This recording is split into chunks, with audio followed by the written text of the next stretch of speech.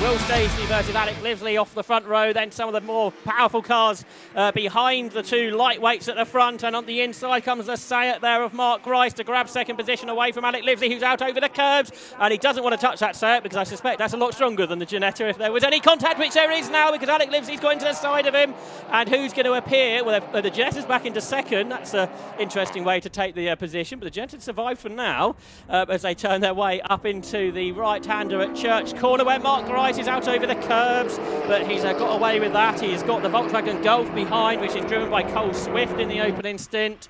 Behind him, he's got Joel Oswick, who's got the most power. The M4 was really quick in a straight line at Croft. He was a Class C champion last year. He's upgraded to this M4 with German Autoworks. It's the overall champion from the last 3 years. He's following Cole Swift. But a new car for this year, this Volkswagen Golf that Area Motorsport have developed.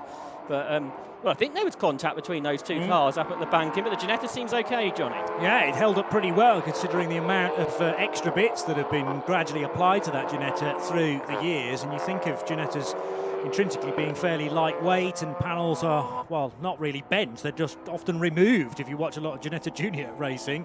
But it stood up to the task pretty well. I just don't think picking a fight with a fellow competitor this early on in a 2-hour race is a great idea, but hopefully it was all taken in the course that it was meant, bearing in mind tyres are very cold indeed on these first few laps, and it's going to take a while to get used to the current track conditions as well, despite the 2 green flag laps. End of the first racing lap though, and it's Lotus Elise S2 that is out front.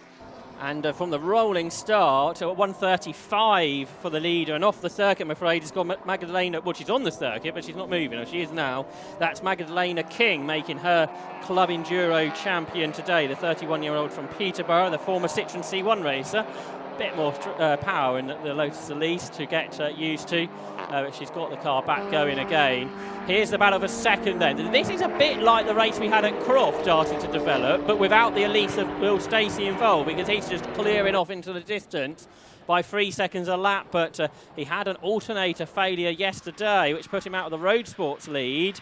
So there's that question mark over that car. But behind, we've got Livesey, right under threat from Mark Grice, who's been in Club Enduro for a few seasons now in the nowadays in this Capture Motorsport run Sayat that he shares with Will Beach. Then the Golf of Cole Swift, who's got himself up ahead at the start of the race of Joel Oswick, the 20-year-old, so one of the youngest drivers on the grid there, Joel, who won the John Miles Award presented by the 750 Motor Club for the most promising young driver within the club last year, and he's continuing to prove his worth in this leading, well, second place group, I guess it is really, isn't it, Johnny, with Will Stacey doing what we think is very much possible in that car, driving away here at Anglesey. Yeah, a quick fix, thankfully, overnight for that car that stopped out on the track yesterday on the start-finish line when Will Stacey was able to pull it out off the racing line and onto the grass. It turned out that it was the alternator that needed changing and nothing more serious than that, pumping out about 6 or 7 volts, and that was it. So, or watts, no volts. Anyway, it was changed overnight and is going very nicely once again. It was nothing crucial like an engine going crunch, although they have worked their way through a few head gaskets, I understand, already in that car this season. Meantime, who do we put in the number 1 Golf to start with? Rob Baker? Cole Swift. Oh, it's Carl. Yes, you've mentioned that several times, if I've been listening. Carl Swift then to do the opening stint. Rob Baker second in the VW Golf, and it's Carl who's coming under pressure from Joel Oswick. Also, the Scottish-driven 15 car to the outside of Parkin in the Audi TT. These two are mixing it up not very nicely yesterday as well, I remember. Yeah, that's right. Although I think it's Dylan Brichter to start the Audi with Ryan Parkin taking over. Parkin drove solo yesterday, and in the Sayat, it's Colin Gillespie who will hand over to Phil Dryborough. So both of these cars will see different drivers during the course of this race. Compared to yesterday, when they were solo driven. A shout out for the other classes. Scott Parkin leads in Class B, and in Class C, David Lawrence leads in the early stages of this race. So interestingly, Cole Swift, who won the Road Sports race yesterday, is behind a couple of the cars that they beat yesterday and starting to fall away. And Joel Oswick, who didn't race yesterday, is about the only one in this group, isn't he, who's just racing today in this M4, is putting him under all sorts of pressure at this stage, Johnny. Yeah, again, interesting brake application and the power out of the corner from the BMW M4 was so much more rapid. Carl Swift had to jump from one side of the road to the other in order to defend. That's just about okay, I think, if it's one movement into the braking area, as again Joel Oswick is super late on the brakes in the big BMW M4. This is drawing in Dylan Brichter and Colin Gillespie then in the following car. So Audi TT ahead of Seat Cupra with the tartan nose of Colin's car that he shares with Phil Drybra. He's in later on, but 1, 2, 3, 4 all competing for 6th place and the remaining positions in the top 10. I wonder if some teams, looking at the weather forecast, have put different setups on their cars going into this race, because Cole Swift is really struggling. And what's happened to the Audi TT there? It's slowed. Have we got a first problem in the race for Dylan Brichter? The Audi TT's just lost a couple of places, but now he's fighting back. So perhaps that was a short-lived issue. So Brichter's fallen behind Colin Gillespie and Luke Handley, another of the solo-driven cars. But Brichter then down to 8th. He shared this car with Dan Sylvester at the opening round. But what I was going to say is Cole Swift is falling a long way behind the cars ahead, which is a pretty unusual scenario. He was struggled with this car, now he's running wide again. He struggled with this car at Croft and it was oversteering a lot. But in this one, Johnny, it seems to be different issues. He was understeering there through the hairpin and really falling away, which wasn't the case last time out at Croft. Well, if there is a lack of traction down there, then in a front-wheel drive car, you are just going to understeer well deep into the corner. And that's exactly what happened to Carl Swift and Colin Gillespie. I think Gillespie's now ahead of Swift, in fact. Yes, he is. So now Cupra leading Golf, but neither of them could get the cars turned in at hairpin, whereas the rear-wheel drive BMW M4 was laughing because it had all the power delivered from the rear wheels. That actually helped the BMW to rotate, and then it gets extra good grip and traction off the corner. So helping Joel Oswick. And if we carry that theory over to the Mark Grice-driven Seat Cupra, maybe Oswick can close in on that very swiftly indeed. And for Will Stacey, he leads by 12 seconds after 4 laps. Remember, he's got a 30-second pit stop penalty for that victory at Croft. He's done a fastest lap of 1:33.5, so only about a second and a half off of qualifying times. So was that rain we had during the previous race has gone away. The track conditions have come back to us, and the cars are full of fuel at this stage. Because generally what will happen is everyone will fill the cars up at the beginning, so then they can go as long as possible if they think the strategy will work for them with a late stop. Although there's a bit less of that nowadays with that new regulation that you can't pit during the course of a safety car, because we saw a lot of that in previous seasons. So as Johnny was suggesting, Joel Oswick is pulling clear then of the Cupra behind of Colin Gillespie. So Joel Oswick, the driver from Hertfordshire, who's only been racing for a couple of years, was the Class C champion last year. This BMW M4 is a 2016 car. It's got a twin turbocharged 6-cylinder engine, so lots of power in that machine. It's powering the rear wheels of the BMW M4 with a lot of front-wheel drive machinery around. Really, the other rear-wheel machinery are both lightweight cars, the Ginetta and the Lotus up front, but the BMW, a big heavy car, like the front-wheel drive cars, but it's being pushed along rather than pulled along. Yeah, I'm fascinated by I think they call it twin scroll turbocharged technology that those straight sixes hold in the BMWs.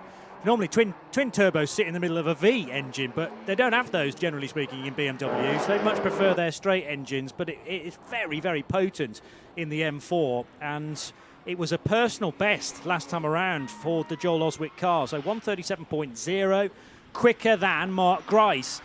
And I just think it's more manoeuvrable, that BMW, in these slightly greasy conditions. Not really raining right now. We're using really all of our camera lenses as the ultimate indication. But with Joel not here yesterday, we don't have any kind of yardstick really as to what sort of pace the BMW can offer us. But I think it is quicker than the 2 cars ahead. You'll be hard pushed to be quicker than the Lotus Elise, though, that leads the race. Oh, and the other Lotus is off. So Magdalena King has had a second off. This time she is on the grass. She's gone through one of the corner markers out of turn 1, so that would have been a big spin. As I said earlier, she's come from Citroen C1, so this is quite a step up, I think, to the Lotus Elise. And these tricky conditions we got at the start of the race, not ideal. Now, can she get the car off the grass is the next question. Meanwhile, Stacey's gone through to complete 6 laps, and Joel Oswick has caught to the set ahead, hasn't he? So he's right with Mark Grice already. That was a gap of over 2 seconds before that lap started. So I think you're absolutely right. At the moment, the rear-wheel drive cars are good. I think if we get full wet conditions, that's when the front-wheel drive could come into effect. But that concerning weather pattern about half an hour ago is probably less concerning at the moment. Yeah, keeping our eyes to the skies, of course, because it can change, and very quickly here at Anglesey because of its coastal location. We are on the full international circuit, 2.1 miles, and that suits a long race like this, I would wager. And certain front-wheel drive cars look to be set up or just handling that little bit better.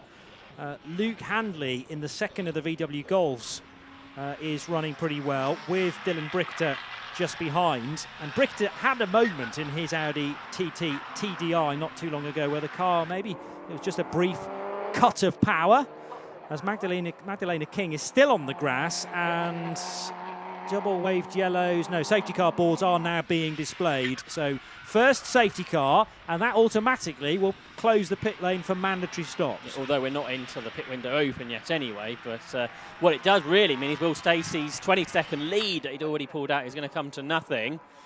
And there you can see that car that's off. I think one car that will have to make its way past the safety car, if allowed to do so, is the BMW 1 Series, which returns to Club Enduro this season, driven at the start by Carlo Turner, with a new sponsor on board, which is LTS Global Solutions, and that car now goes through.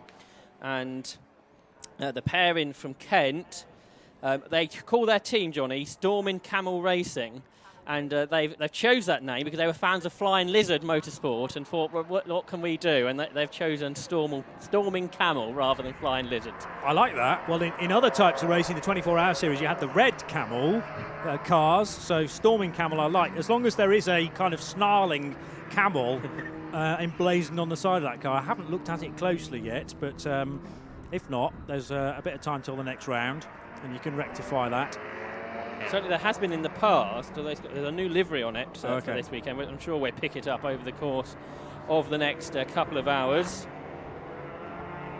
But safety car out then, and there is no cars that have been lapped apart from the 481 car of Edward Christie and the 20 car of Vitus Papirius at this stage, so they're going to lap down. Everyone else is still on the lead lap.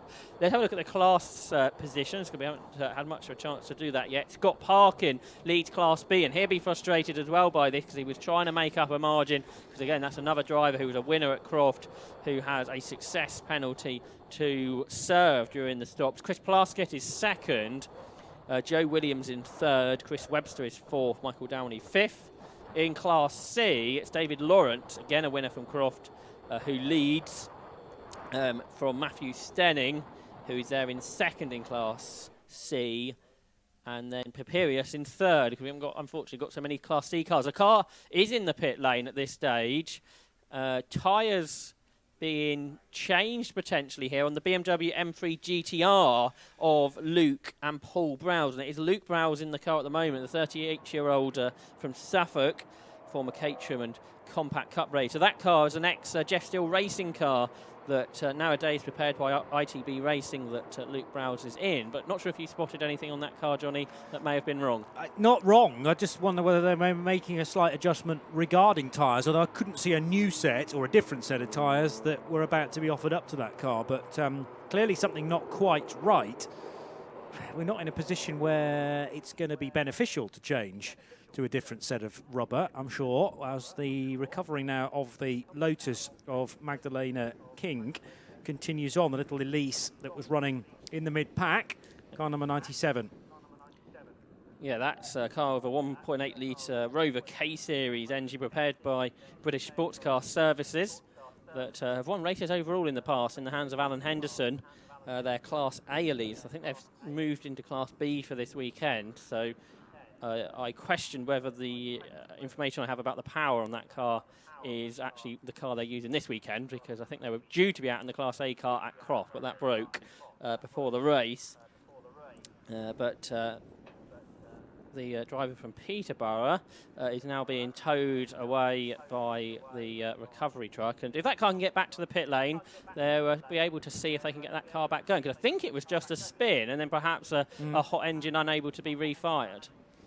One of the polystyrene boards was completely torn apart, but that was just a spin when Magdalena was somewhat of a passenger and going backwards through those boards that are designed to be hit and not to do too much damage to the car. So we've had 15 minutes under the first safety car. Mandatory stops not yet allowed, but we can head to the pit lane now to Andy McEwen for this update.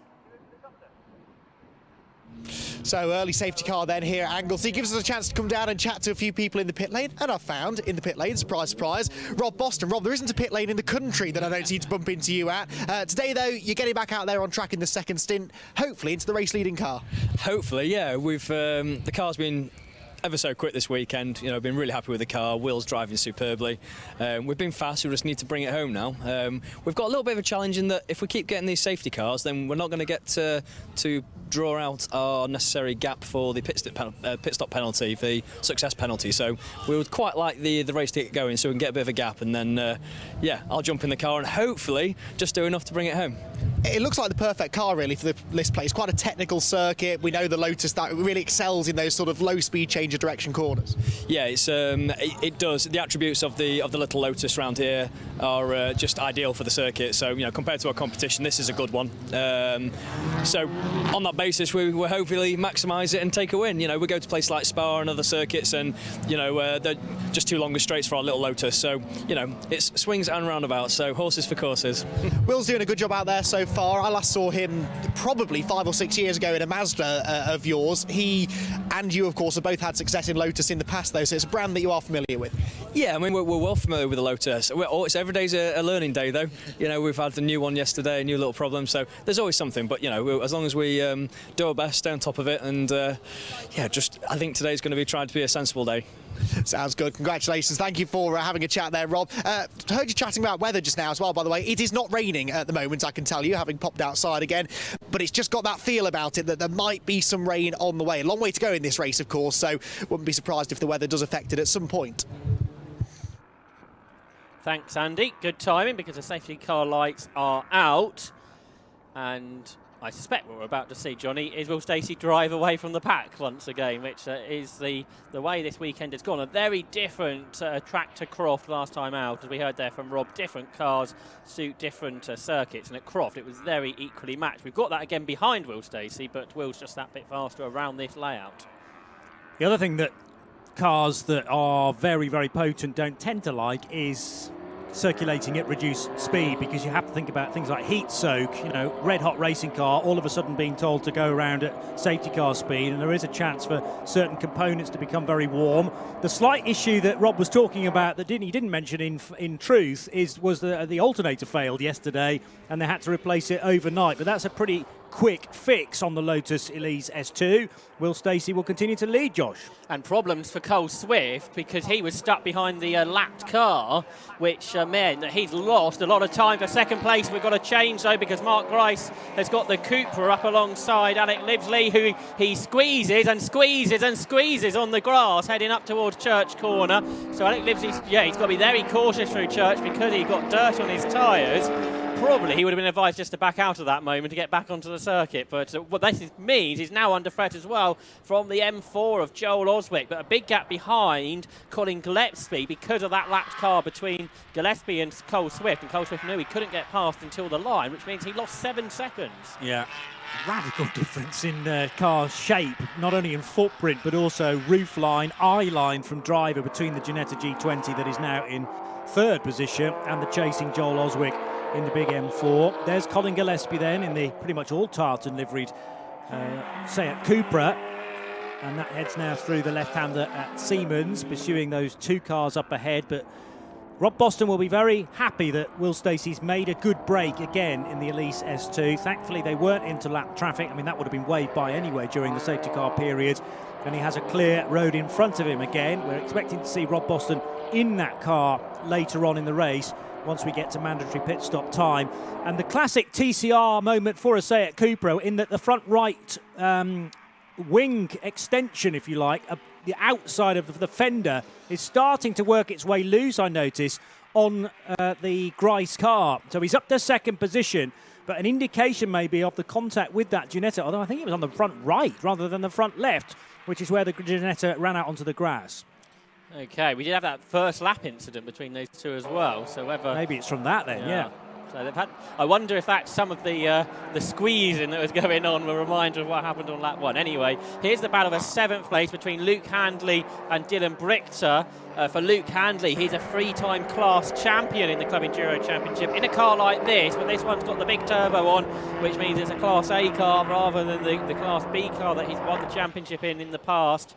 So a step up against the fast cars this year for Luke Handley, and he's been there or thereabouts so far. That car, you remember, had an incident in the road sports race yesterday. That was a suspension collapsed going up towards the hairpin. The area motorsport team have fixed that though for Luke Handley, and he's one of the few people who is a solo driven car, which can sometimes be hard work, but it's a much cooler day than we've had on occasions. Now, have we seen the safety car lights on and the safety car boards being shown? So we'll try and work out for you what this is for. With 20 minutes into the race at Croft, I think we got through about the first hour and a quarter, hour and a half before the safety car came out. But this time we've had 2 within 20 minutes. Yeah, the answer to exactly why this second one has been issued is that it's the number 20 Honda Civic, which has quite a bit of damage on the front left corner of it. Damage to the wing, but more crucially, I think either a steering arm that's gone bang or a wheel hub that has failed. So that is the 20 Honda Civic of Vytautas Pipiras, and Pipiras was sharing that car, wasn't he? So we're not going to see a second driver in that machine either. I think he's solo today. Oh, okay. Pipiras, I believe. No, you're right, yeah. He is a third of the Class C cars, so unfortunately the bottom class, or the cars for the cars with least power, are a little bit lower on numbers this weekend. So a shame that we may have lost one early for Pipiras, who's a new driver to racing. And this car that he's driving, part of the TEGIWA Foundation programme in cooperation with the 750 Motor Club, which basically means there's a set fee and the club will sort out your race licence, will get you overalls, all your race entries for a full season of racing for a set cost, which is a very popular thing, not just in Club Enduro but in other categories as well. But unfortunately, that car in strife for Pipiras in the Lithuanian liveried machine. And if that the damage that appeared, that may be a car that does not come back during the course of this race. So, what was Rob Boston saying about not wanting safety cars? I think he jinxed it that time. That's not our fault, is it, John? No, definitely not. Don't blame the commentators in that case. I can see what he's saying, though, about wanting some rhythm to the race, wanting nice, clear air, because the Lotus likes to run as cool as possible, as do most of the cars in this race, indeed. And again, you know, the fact that these cars are being, their progress is being hampered by the safety car is just not healthy, especially we're still a long way away from the pit lane opening.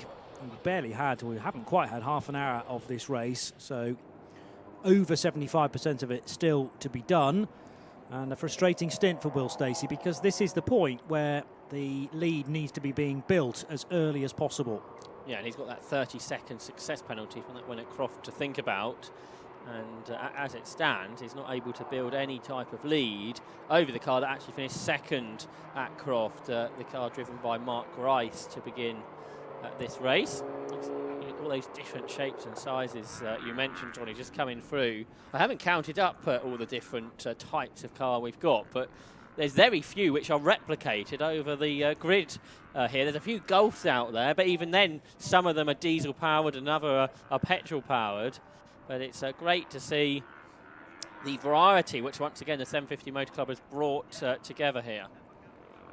3 Civics, but I would think that the one that's just sadly retired is possibly the oldest of the 3. There is another Type RF, as it's called, Type RF, for the Lawrence and Sanford duo, and also for Peerless and Stenning in a standard Type R. But I haven't seen all those Hondas side by side, just at high rate heading past us on the start-finish straight. But again, I think it goes with your argument that they're all very different. The King Lotus is back. Magdalena King, I can see, is back on the circuit. So Obviously, British Sports Car Services team not having too much of an issue there and just been able to get that machine back out there. And as the safety car's back out, so it means Andy McEwen is busy down in the pit lane. Let's find out who he's caught up with next.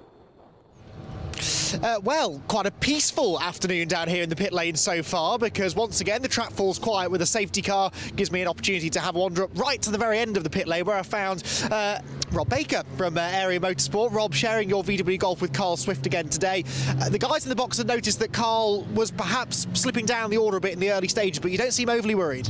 No, I mean, we need to look after the tyres firstly. There's normally a high chance of safety cars, which we've seen. And if everyone in front of us is pushing extremely hard, the safety car keeps closing it up. So Carl's just trying to keep to a pace that keeps them in sight, if you like. And hopefully he'll have fresher tyres come later in the race. These Golfs that you've prepared over the last couple of years, they are absolutely immaculate. It must be so rewarding for you to be getting some success with them on a regular basis now. Yeah, for sure. We've obviously raced a TCR for the last 3 years in this championship. That car was raced, the car we're racing was raced last year in Class B, and it had a number of wins and lap records, so we decided to sell the TCR after our third championship in it and basically move on to the Golf and see if we can keep up with TCR cars in it. So yeah, it's a challenge for sure, and we're learning each time. We've had the cars for a while, but the power is totally different to manage because it's about an extra 70 horsepower. But yeah, we did well in road sports yesterday, won that, so that's the first win we've had in Class A with that car. We'll see what we can do today. It must be good fun for you as well to be able to get back out behind the wheel, because I'd imagine it can be a bit stressful running a team in a high-level championship. To get out there and just get back to what you love doing the most must be really good. Yeah, I enjoy doing it, and I'm fortunate we've got a great team of guys around us. So in situations like this, they've all done it with me for 5-6 years, so they know it like clockwork, and it's not really something I have to keep on top of. I can leave the guys to it and know they're going to do a good job. Well, so far they're doing a brilliant job, as is Carl out on track. We'll let you get back to it now and look forward to seeing you in the car later. Thank you very much. Cheers. So Rob Baker then will be taking over that Golf a little bit later on, but no panic with Carl Swift's pace. They've got it all in hand. Thanks, Andy. Good to hear there from three-time champion in the Club Enduro Championship, Rob Baker. A bit of intel about what the thinking process has been for moving away from the Cupra and in this self-developed Mark 7 Volkswagen Golf that he shares with his long-time co-driver, Carl Swift, currently in 6th position. So the car that slid around a lot on the circuit at Croft. They've had some developments and setup changes since 4 weeks ago, and it's got a different feel to it here. And as they were saying, they're just looking after the tyres at this stage. They'll be glad that it's not as hot as yesterday, Johnny, coming to the tyres. But again, a long race, and if you can try and double stint those tyres, that'll help you make sure you make the pit stop in that minimum 3 minutes. Yeah, true. So you can't go quicker than 3 minutes, but what you don't want is the work in the pit lane extending beyond that, because everyone has tried to time things as swiftly as possible. It often runs like clockwork, but sometimes there are the odd niggle here and there.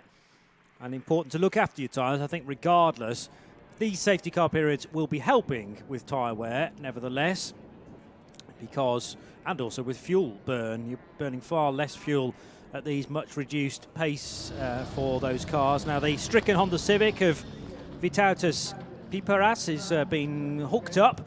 Now, this is a Honda S2000, which I don't remember racing yesterday. So this is what I was talking about. You get to the end of a race meeting and see a car for the first time, Josh. Yeah, and this is the S2000, you say, driven by Dan Alsano, who was Joel Oswick's teammate last year in a BMW 3 Series, where they won the Class C championship. But Dan now out in this S2000 with Charlie Dark, who we've also seen in different cars in the past, but this another different model of car within the championship, and that is what it is all about. And with a bit of luck, we're going to see another type of Honda before the end of the season, because TEGIWA, our championship sponsors, are currently building up a Honda NSX for the season. We've seen one out in the past, so we look forward to seeing that later on in the year. So another type of car to look forward to. Because of this power to weight ratio, if you've got a production car that's not ridiculously quick, you can fit that into this championship. Yeah, and it's all assembled deliberately like that to attract as many different types of car to the TEGIWA Club Enduro as possible. I'm a car fan at the end of the day. Like to watch close racing, but with new and varied cars being added to this particular trophy with each round, then that's really encouraging from a popularity stance, but also for interest as well, for spectators and for fellow competitors too. They want to see what they can match their cars up to, and you've got the Golfs, as you said, that are of different specs. So the TCRs with those very wide front, particularly wheel arches, and the Seats that have similar. We need to keep an eye on the front right corner of the 27 Seat of Mark Grice and whether that's going to start to detach any more. But then the more standard Golfs further back, including that one that's just weaving around there, looking very stealth-like indeed. Now, as the pace of the safety car really backs off, so the lights must be out now, and this is a pace being set by Will Stacey, easing his way into the hairpin, and now the Lotus goes, Josh. I'd suggest if you're driving that slowly, the others could overtake you because you could have broken down. Well, that was a little bit, maybe a little bit too far from Will Stacey. Anyway, that's what he's done. He knows he's quick through the hairpin, and that's where he tries to let the safety car get away and then propel his way forward, because now he's got a different car behind him. For the first time, it's the Cupra of Mark Grice that's there in second place, and Lively in third, Oswick is fourth, fifth is Gillespie, and then in sixth position is Cole Swift in that area motorsport developed Volkswagen Golf, and he's right back in the races now after that safety car period. There's a Class B leader, that's Scott Parkin. Second in Class B is a second of these Golfs, that's Christopher Plaskett. Now that's one of the Class B area Golfs that Rob Baker was talking about, that they basically just put the bigger turbocharger on and a few aero upgrades and moved it into Class A for that car there that Cole Swift is at the wheel of. So looks a bit like a TCR car, but that particular Golf is not. That is a self-developed machine. I believe it's got a TCR rear wing, so that can confuse matters. But there's Lively in third position in this Z-Tech-powered Ginetta G20, which he told us yesterday originally was one of the original Ginetta G20 Junior cars, which has now remarkably been changed. There's our Class B leader. So this is Scott Parkin in the diesel Golf for the 33-year-old from South Yorkshire. This an ex-Volkswagen Cup car that's been developed by Darkside Motorsport and had the diesel engine attached because Darkside are diesel experts. So if you have a business where you run a garage expertising in diesel machines, why not come and race them? And that's what they've done with not just that Volkswagen Golf, but the Audi TT as well, which is driven by Scott's twin brother Ryan Parkin a little bit later on. Battle for third position though, Johnny, up across the line, and there's what, 7, 8 cars involved? Yeah, well, Lively is leading that particular part of the race with the Ginetta G20 to hand over to Adam Bessel later on, but Joel Oswick right with him in the BMW, only 0.6 of a second back. Then you've got Carl Swift in the VW Golf, and as Rob was describing, going, well, approaching this at a more steady pace perhaps than others, hoping the race comes to them much later on. Luke Handley is only a second or so back from the GTI. Another quick glance at Scott Parkin then, who leads Class B in the Golf TDI, heading through Church now. But a glance once again at Luke Handley, just ahead of the Audi TT of Dylan Brichter. As we've had half an hour of the race, the pit window is now open. And I just wondered, Johnny, when the best time to stop is? Firstly, obviously, you need to make sure your fuel tank will allow you to go the rest of the distance, but is it better to make an early pit stop with these new regulations? I don't think anyone's particularly sure of that now, because before, if the pit window was open throughout, the safety car didn't make a difference, and generally you waited till the safety car came out and made the pit stop. You can't do that anymore, and it really has mixed up the pit strategy, and that's the whole idea of that regulation. And we'll see if any of the teams learned from what happened at Croft and whether they adjust their strategy accordingly. The longer you leave it, the more dangerous that game becomes, because, you know, we've already heard, it was Robert that made the point that this has got a high percentage of safety car, this particular track. There's always the opportunity to spin off and end up in a vulnerable position. I think because of Anglesey's nature of folding back on itself. The perfect example was in the All Porsche Trophy a little earlier on in the day when I said, oh, that car's safe. And then you went, yeah, but what about the approach into the final corner, which I'd completely forgotten about. So there's always the chance of a high probability of safety car. We've already had 2 of them within the opening half an hour, so I would favour pitting earlier in the pit window than later, but perhaps not in the opening 5 minutes. There we see Joel Oswick then, the Class C champ from last year, out in this German Autoworks M4, just being chased by Colin Gillespie, who's been racing the championship for a while now. And Oswick was mighty late on the brakes there and almost got into the side of the Ginetta G20 of Alec Livesey. We just caught that. And Oswick, he went really well at Croft, but they had a few technical problems towards the end of the race, that machine. Only the second race that he's been in it. And he turns his way then up through the left-hander at Siemens. We've had M4's win races in the past. Luke Sajakowski, Dave Whitmore, they shared an M4 to victories. We're hearing that the Honda S2000 is now being pushed into the garage. So the car we saw in the pit lane earlier of Dan Orsano, that car's got a misfire. And such a shame, Johnny, to lose a car from the race at this stage. Especially because we really haven't had much time to enjoy that car either, with no action yesterday. But it was obviously in the pits, out of sequence and out of the mandatory window. So clearly there was an issue.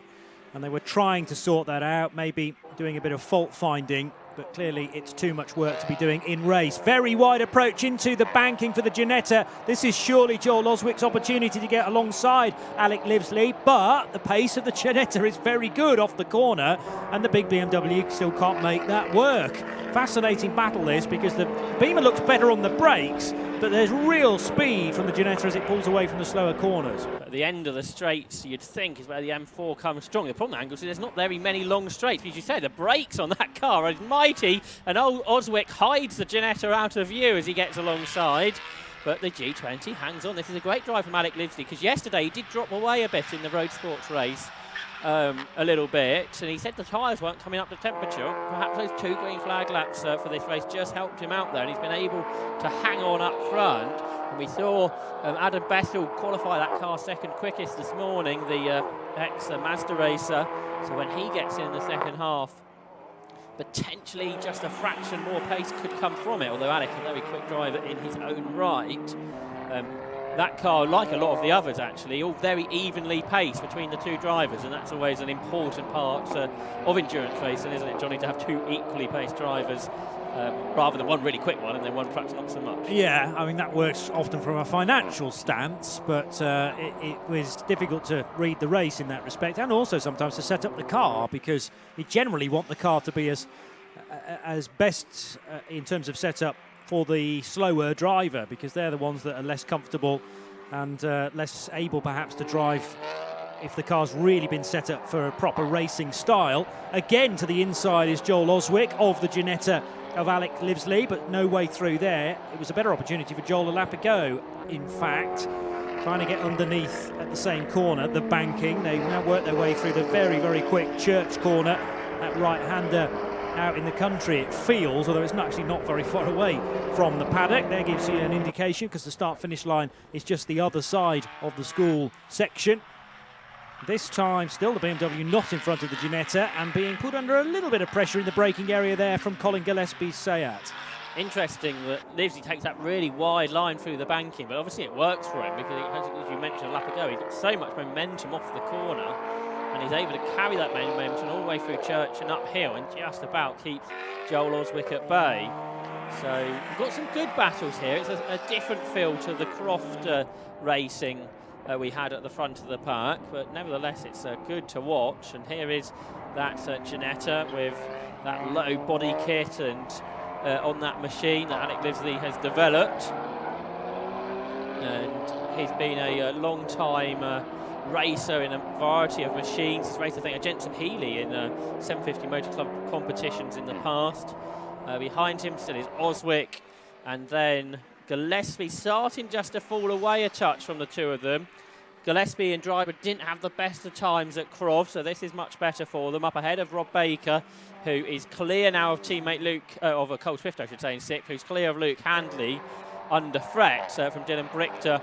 And also involved in that battle is Andrew Raff in his Seat, But the battle for what is 4th and 5th positions head through Church Corner, and the Ginetta just starting to pull away now, Johnny.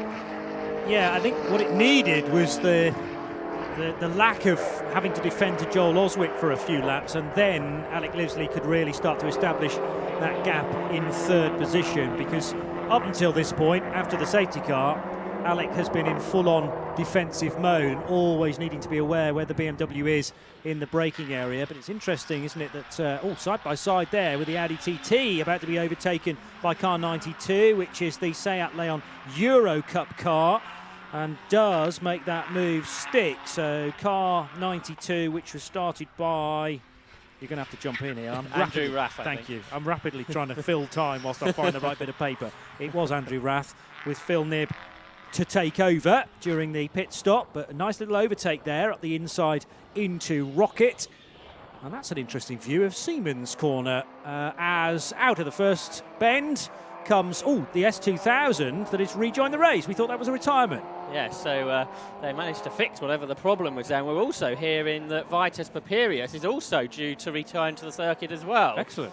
Which, if that happens, all 23 cars that started will be returned into the race, even though we had 2 safety car periods, which is a bit of a novel approach to these things. So remember that 30 seconds that Will Stacey was trying to pull out. He's now done 23 of them. It doesn't feel like we had the restart very long ago. He is lapping 4 seconds faster than anybody else. In qualifying, he was only 2 seconds quicker. In race pace, he's doubled that. There is Stacey then. We're not going to see much of him in this race. We'll better have a look at him now because he's so much faster than the rest. We're enjoying the battles behind. But Will, one of the young drivers, there's a huge diffuser they've developed totally on the back of that car. He raced this car in the Lotus Elise Trophy many years ago when he won that.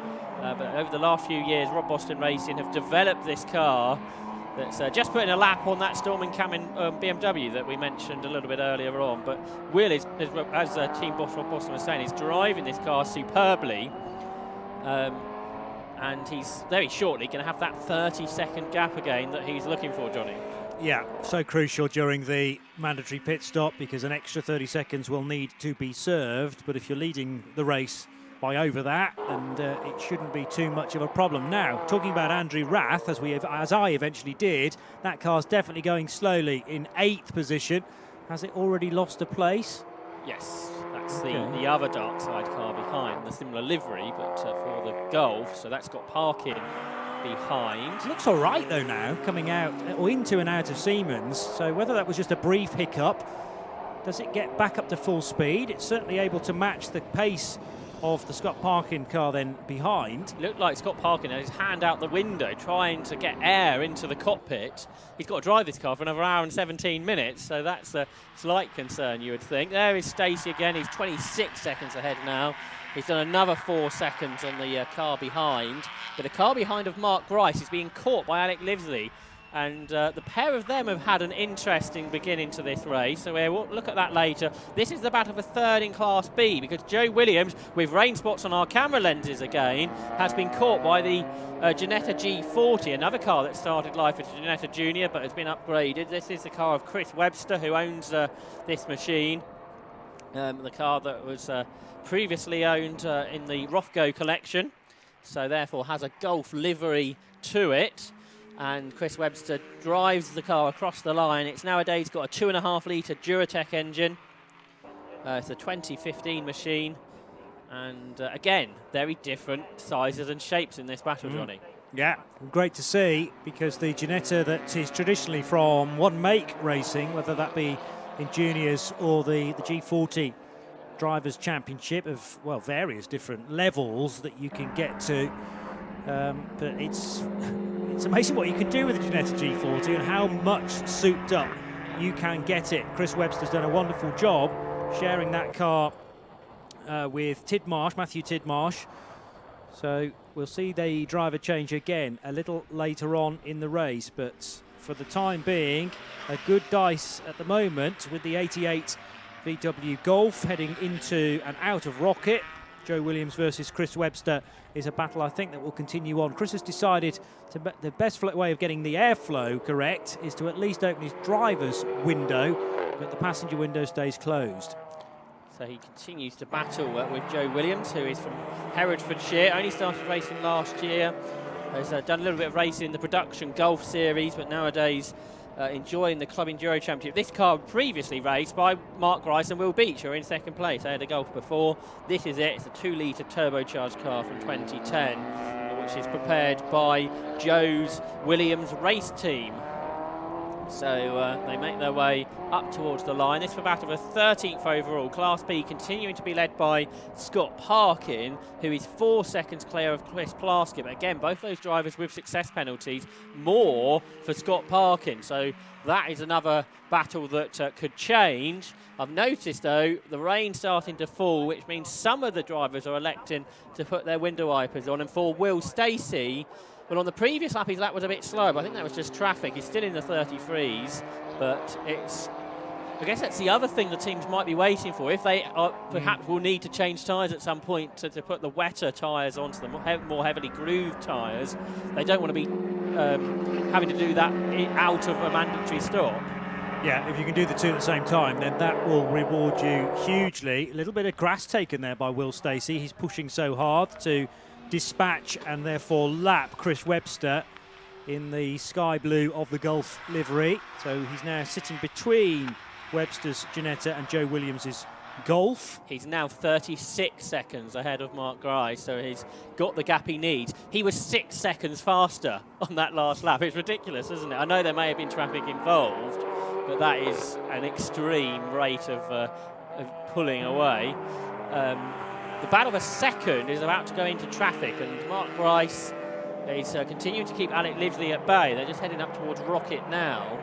And then Joel Oswick and Colin Gillespie not that far behind. So they just see them in the distance. You can see the rain falling as well there, yeah. Potentially heavier than we've seen yet. But it's a great battle. As I say, this is quite similar to Croft, but just that Will Stacey not involved and well up the road. And we've got the battle instead for second position, now going through a couple of back markers. Again, I'm judging it by Alpha Live's camera lenses, but the rain seems to be worse down at Hairpin and also the top end of the circuit at Rocket, which tends to be where the weather closes in. I don't think it's as bad coming out of turn one and into the banking, so probably everyone's having to adapt depending on where they are around the circuit. This the view to Siemens, definitely lots of windscreen wipers in action there, and also important to judge whether you're on intermittent or full wiper setting. Joel Oswick, I think, is somewhere in the middle there. Oh, and a squirm from the BMW coming out of Hairpin. I think that's as he dropped the rear left tyre on the very wet grass there, but controlled neatly. So second and third right together. Mark Grice ahead of the Ginetta driven by Alec Livesley, and another car returning to the racetrack, which is the Lithuanian Honda. Yeah, that's right. So Papyrus, who we thought had a significant failure earlier. We told hit a cone of some description earlier. That car has returned. Importantly, if they can get that car to 50% completed race distance, they will score points. And as there's only 3 cars in Class C, that means significant points on offer as well. He arrives, though, right in front of the second and third place fight overall, and it meant that Mark Grice and Alec Livesley possibly had to get out of the throttle. I think that was definitely the case for Mark Grice, who still has that bit of bodywork trailing. He won't know anything about that, but it's something for the officials to keep their eye on, just to make sure that the outer skin of the wheel arch isn't working its way further loose. To be honest, I've seen that bit of bodywork start to loosen at about the 12-hour mark of a 24-hour race, and it hangs on for the rest of it, so it's not an immediate concern. The Ginetta a little wide at Peel, then heading down the hill towards Siemens. Just lost touch of Mark Grice in this occasion, and that is allowing the BMW of Joel Oswick to get a bit closer. So this battle, we haven't yet really seen terribly much side-by-side action, but that might be about to come as we're coming up towards the halfway distance. We're 11.5 minutes away from that now. And lap time still pretty close to dry pace. We're not seeing any type of spray or anything like that at this stage. Looks like the second place car in Class C about to go a lap down Matthew Steng. He's not that far behind the class leader, David Lawrence, who just goes through shot there now. But Livesley, a wide line. And Oswick well out over the curb, sideways in the M4. How often have we seen that when it starts to rain? Cars get up over the curbs. I'd imagine the front-wheel drive cars won't be so bad, but a car like the M4, which has got a lot of brake horsepower, doesn't want to be doing that too much for Joel Oswick, and that's at least the second slide we've seen out of a slow corner for him on recent laps. Yeah, well, it's very easy if you then do get up the curbs and start to rotate to spin all the way around and into the pit wall. So that is not the place that you want to be testing how much grip is out there. Once you've gone over the limit, it may be too much to get back again. As you say, so much power going through those rear wheels of the M4 in the hands of Joel Oswick. He heads up the hill then with clear sight again of the, seems strange saying it, Seat versus Ginetta battle of two very, very different cars, but nevertheless evenly matched. And the Mark Grice driven car, who's going to be the quicker of the two there between Mark Grice and Will Beach, or is it about the same? They're pretty similar nowadays. Mark Grice is the more experienced, but Will's been getting quicker and quicker, and probably nowadays he's just as quick as his co-driver, Mark Grice. Okay. So this is going to be a strong attack all the way through the race as the lights are starting to flash now from Mark Grice, a slower Honda Civic to negotiate next as traffic. Yeah, let's see how they deal with that. I think the Class C leader, David Lawrence, who heads that class by 9 seconds. He keeps to the right-hand side of the circuit, and not a problem for that battle of a second place to slice through. And because he was on the inside line of that back marker, Joel Oswick's not got to worry about the curb on the exit of the corner. And just behind them, doing a good job, is Colin Gillespie, who was a podium finisher the first time he raced this car. Again, very different lines into the banking for Lively and Oswick, but the exit at the very least is certainly where Lively's got the advantage. It's been an eventful race for Vitus Papirias, hasn't it? He's had a spin. The 32-year-old from Suffolk in that Lithuanian coloured machine. There's a Class B leader, that is Scott Parkin, and he leads the class now, but only 6 seconds over Chris Plaskett, who's about to go a lap down on the race leader, Will Stacey, as they come up across the line. So Stacey's at the line. He's now half a lap ahead of anybody else, and the next half a lap covers many, many cars. But here's the battle for third between Alec Lively and Joel Oswick. Oswick with the wipers still on for the driver from Hertfordshire. The 20-year-old mechanic then runs in what is 4th position at this stage. And they are now putting a lap on the Porsche Boxster of Michael Downey, who runs in 15th position overall. Still, rain falls. But it does seem, Johnny, that it's just not as heavy as perhaps some people were expecting today at this stage. Yeah, don't want to speak too soon, I suppose, but many will have been keeping an eye on the radar of weather coming in. Now, the Ginetta peeling off to the left, indicating one of the earliest pit stops with the green flag out, so we don't have to worry about that bit of regulation. We're not on the safety car, and we are inside the window. So here comes the Ginetta G20 of Alec Livesley to hand over to Adam Bessel, who is ready, suited and booted, and already jumping to the aid of his teammate to get him out of the car safely. Yeah, so what happens there is the driver will get out, both drivers will stay out while the refueling is done, and that is what's going to come up next. Now, yesterday, this team weren't able to do their pit stop within the time, the minimum, or well over the minimum time in the road sports race, although it's a much longer pit stop time, but of course that includes the refueling. So we'll have to keep an eye on that, so if it goes much over. So it's 1 hour 7 to go. So if the car is still there with less than 1 hour and 4 to go, I would suggest that's an issue. So we'll try and remember those numbers in 3 minutes' time. But you can see the pit stop ongoing. Now, an early pit stop for this team, I wonder, Johnny, if that will start to push the hands off the competitors, thinking, well, let's go on a similar strategy to this machine. I think when you've got one car that's pitted and others haven't, definitely the advantage sits with the car that's already made its stop, because, you know, if there's a safety car, the pit lane, will remind you, will close. Pit lane window in total is what, 20 minutes? No, it's still 15 minutes to go. 15 minutes to go. Yes, so it stays open for a long time. Yeah. But the longer you wait, not the more likely the safety car is, but the higher risk for me, because you may be locked out of the pit lane effectively before you can do the mandatory stop. So it's much better to have it in hand. It also depends on the agreement you've had beforehand with your co-drivers to how much seat time you're going to have, because if there's an equal amount of payment coming in, then they want to get their money's worth. But this is as close to half distance, I think, as Alec Livesley can cope with, as Adam Bessel eases himself into the cockpit. And I would suggest this should be done within 3 minutes then, because it's still got quite a bit of time. So as long as they can strap him into that G20, that should be fine. This is the battle for 11th in the race. This is newcomer Matthew Stockford, who's out there in the Audi RS3. And Stockford is a disabled driver who's, as I say, making his debut in any racing in this Team Dynamics run Audi RS3, who has the Area Motorsport Golf slice up the inside for Chris Plaskett, the 31-year-old from Surrey, who's in a Class B car, who makes his way through. So that was Matthew Stockford losing a position to Plaskett. Joe Williams going pretty strongly as well in the VW Golf number 88. But Alec Livesley is currently displayed on our timing screen as in 12th position. But remember, that car is still losing places, it being the first pit caller to hand over to Adam Bezel. And actually, the scrapping that involves Matthew Stockford's booted Audi TCR is not yet done. The Audi had a good exit coming out of Church, but in turn has now lost a position to the BMW that was tucked in behind.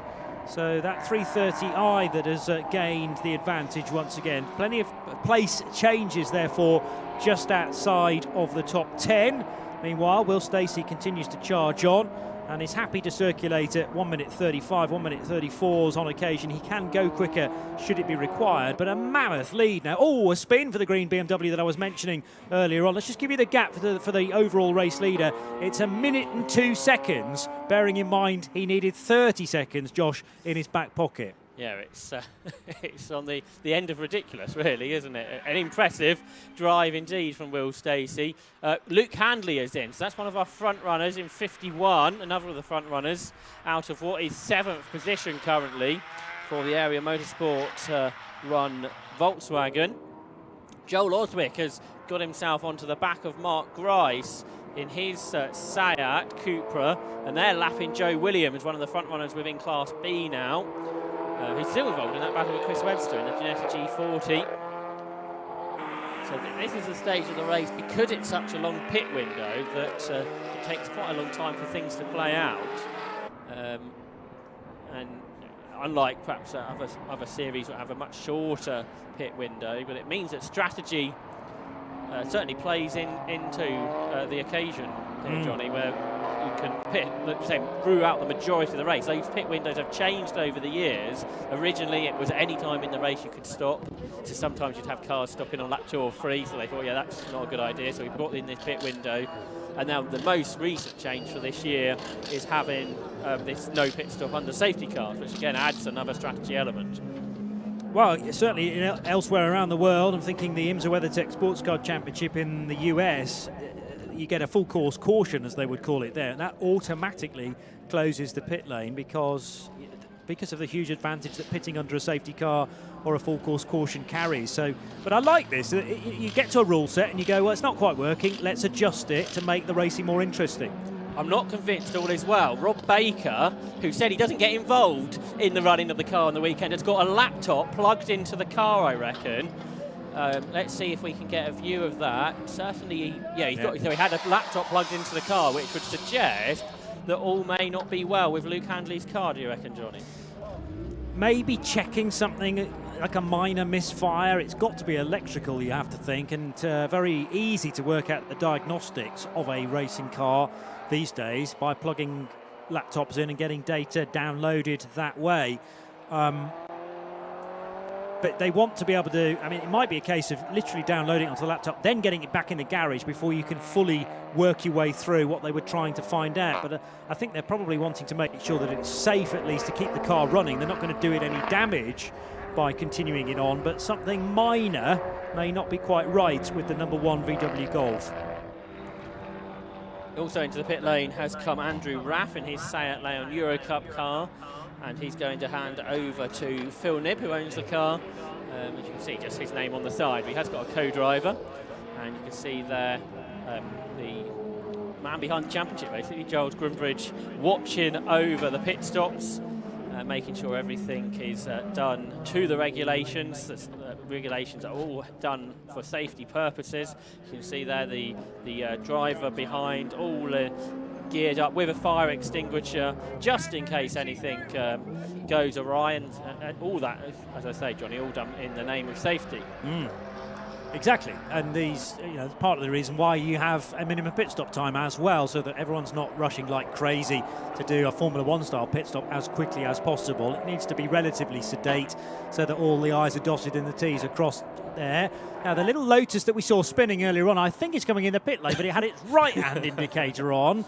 So Magdalena will need to remember that the pit lane is to her left, as the car comes down pit road for a pit stop, a legitimate pit stop this time. The car's already been in pit road after it was recovered by one of the Anglesey flatbeds. And the race leader is into the pit. So Will Stacey has jumped out of the Lotus Elise. Rob Boston currently on fire extinguisher duty, but then he will take over the leading car that is there into the pits. Magdalena King did make her way down the pit lane, so I think learning that car and perhaps where all the dials are on it as well.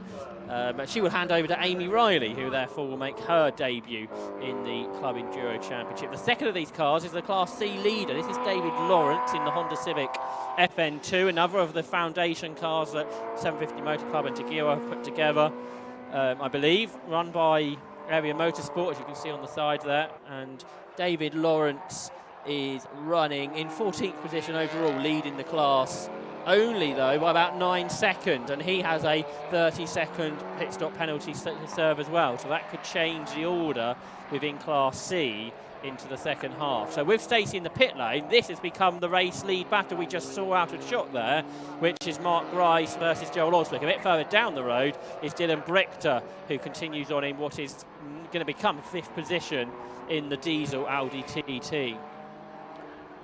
Yeah, Ryan Parkins TT driven by Brichter at the moment, yet to stop then. That's why it has gained maybe a place or two during the pit stop cycle. So cars ahead of it coming down pit road, but the Audi we're still waiting for. Same goes for Will Stacey, who will eventually hand over to Rob Boston.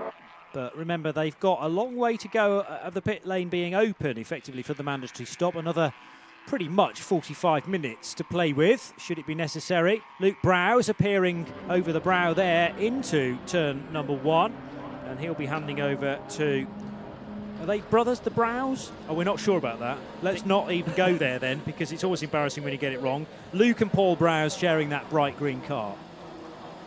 And Amy Riley, we see there, get into the Lotus Elise after their pit stop. Lead battle across the line is pretty close. The report that we've got from downstairs is that Luke Handley's car was plugged in to clear a code which they believe was causing a misfire. So, as you thought. Yes! It's so rare that I get things like that right, Josh. I'm having a mini celebration over here. So, as you can see on our timing tower, now 4/10 of a second separate the two leaders, Mark Grice and Joel Oswick, who are 5 seconds ahead of Colin Gillespie and Cole Swift. They're in 4th position. Up to 5th position is Dylan Brichter, who shares with Ryan Parkin, who is the twin brother of Scott Parkin. And I feel I said something different earlier because I've had a text from Nikki over in Castle Donington. But Ryan and Scott Parkin, as she said, one of them must be older. So perhaps that's one for Andy McEwen to find out later. That's true. By minutes or hours, who knows? But yeah, factually correct. It's nice to have you with us, Nikki. We gave you plenty of messages earlier on in the day, and then Josh said, I don't think she's actually watching this morning, but you are now, so good stuff. I hope you've got your feet up and enjoying the coverage from a distance. We are missing you, big style. I mentioned earlier on, the place is falling apart without your presence. Brands Hatch next weekend, did you say, Josh? Yeah, well, we are. The club is, and we hope that that's your target as well, Nikki, but don't rush your recovery at the same time. And there was Will Stacey charging hard through the traffic. Rob Boston, yes. Oh, did they have the pit stop? I missed that. I talked about it. I wasn't listening. Got too many things going on here. Into the pits has come Matthew Stockford to hand over to Alan James, and our short-time leader, Mark Grice, has come in to hand over to Will Beach. So the German also works BMW, I think leads for the first time this season. So Joel Oswick is an overall race leader as well as a class leader in the past and winner. And so that means Colin Gillespie will be second. and into third position will come Cole Swift. So Rob Boston returned to the circuit in something like 8th position in the Will Stacey owned Lotus Elise, but Rob Boston Racing run car. Scott Parkin, now that's going to be interesting in Class B. He leads by 10 seconds. He's got a 30-second success penalty, and Chris Plaskett's got a 20-second success penalty. So some pretty basic maths would suggest that they will be very close together when their pit stop cycle complete. There is the Stormin Camel BMW with that new sponsor, LTS Global Solutions. But where's the Camel? Yeah. See, it's lacking for me. It's a nice colour scheme. I do like the white with the green and red, and a bit of blue as well, actually, but no camel. Come on. Let's see if our cameraman can find a camel somewhere around the car. They must have a sticker somewhere, surely. There's a very large area on the roof there that doesn't carry the sponsor's name, and I think it needs to go there. The face of a snarling camel. Although you might start to pick a fight with the Dutch crew, Red Camel, who carry a very similar icon, mascot, if you like. You don't want their race strategists on your case, do you? Definitely not, no. My dear friend, and yours indeed, Paul Truswell, who's looking forward to Le Mans in a few weeks. So that BMW, with BMW stamped through the rear wing struts there, I like that as well. Car 101, the little 1 Series BMW, still taking on fuel from the dump churn there. There's certainly no camel there, though, so that's something for the next round of the championship, which I won't be at because it's at Spa, and that's a long way away. Probably, though, to be fair, probably not much further than coming here, is it, for me? Off the circuit has gone Papiras in the Civic. Didn't lose so much time that time, but his main aim in this race is to bring the car home. And now, if he went off at Rocket, is it getting wetter? I turn right. The commentary box window has got a lot wetter since I last turned right. You can barely see Rocket now because of the droplets on our window to the right-hand side. Really good visibility normally from the commentary box here at Anglesey. It's on the top floor of the race control building. Fine, really, right in front of us where we can see the start-finish line and the flick back through church and school. Looking through the left-hand windows, that's generally fine as well over towards turn 1. So as I suggested earlier on, all the weather, the systems are coming in from Rocket and Peel and hitting that part of the circuit first of all. So some adaptive driving definitely necessary right now. Nikki tells me she won't be at Brands Hatch next week, so best of luck with your recovery, Nikki, and we'll see you at a later date. I'm not sure when Johnny will see you, but I'll see you at a later date. I'll message you, Nikki, because I'm intrigued by your recovery, shall we say. And we obviously want it to be speedy, but not too fast. So there's the 48 car of Rob Boston, who is now leading. Windscreen wiper properly on the top level there, flicking backwards and forwards, as we can head to the pit lane and to Andy McEwen with the driver that was earlier in this Lotus. I'll tell you what, guys, you have definitely got the good job today. Yesterday I was out sunbathing, got a bit of a suntan. Not any chance of that today. The weather really turning on us down here in the pit lane, which means that this man got out of the car just at the right time, I reckon. Will Stacey, dominant performance there in the first hour of the race. You pulled out, I think, nearly a 1-minute lead. Got to be happy with that. Yeah, given that we had 2 safety cars as well. The Lotus goes well around here. The track suits it. We've got a lot of traction coming out the corners, especially. So we've been quick all weekend. So we knew we had the pace, about 2 seconds in qualifying, and we just had to sort of keep it clean, keep it tidy, not break the car.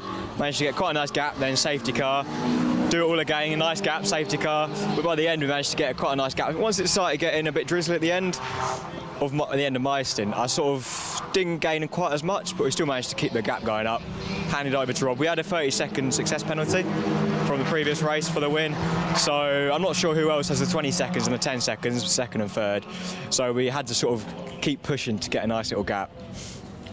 You say that you avoided the worst of the weather. It did get a bit sketchy out there. I was watching from the pit wall, saw a couple of little slides out the final corner. Just showboating, or was it getting a bit slick? They weren't intentional, I think there's certain corners where you can sort of push it a bit more, where you feel a bit safer too, and coming out of there, it feels quite a nice corner to, you know, that if it is wet, you can soon get out the power.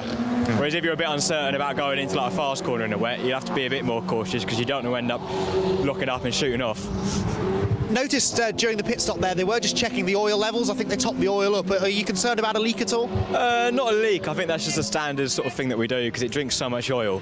I think that we get a 500ml bottle of water ready, full of oil, just to top it up during the pit stop. But I didn't have any problems with the car. It was all going all right.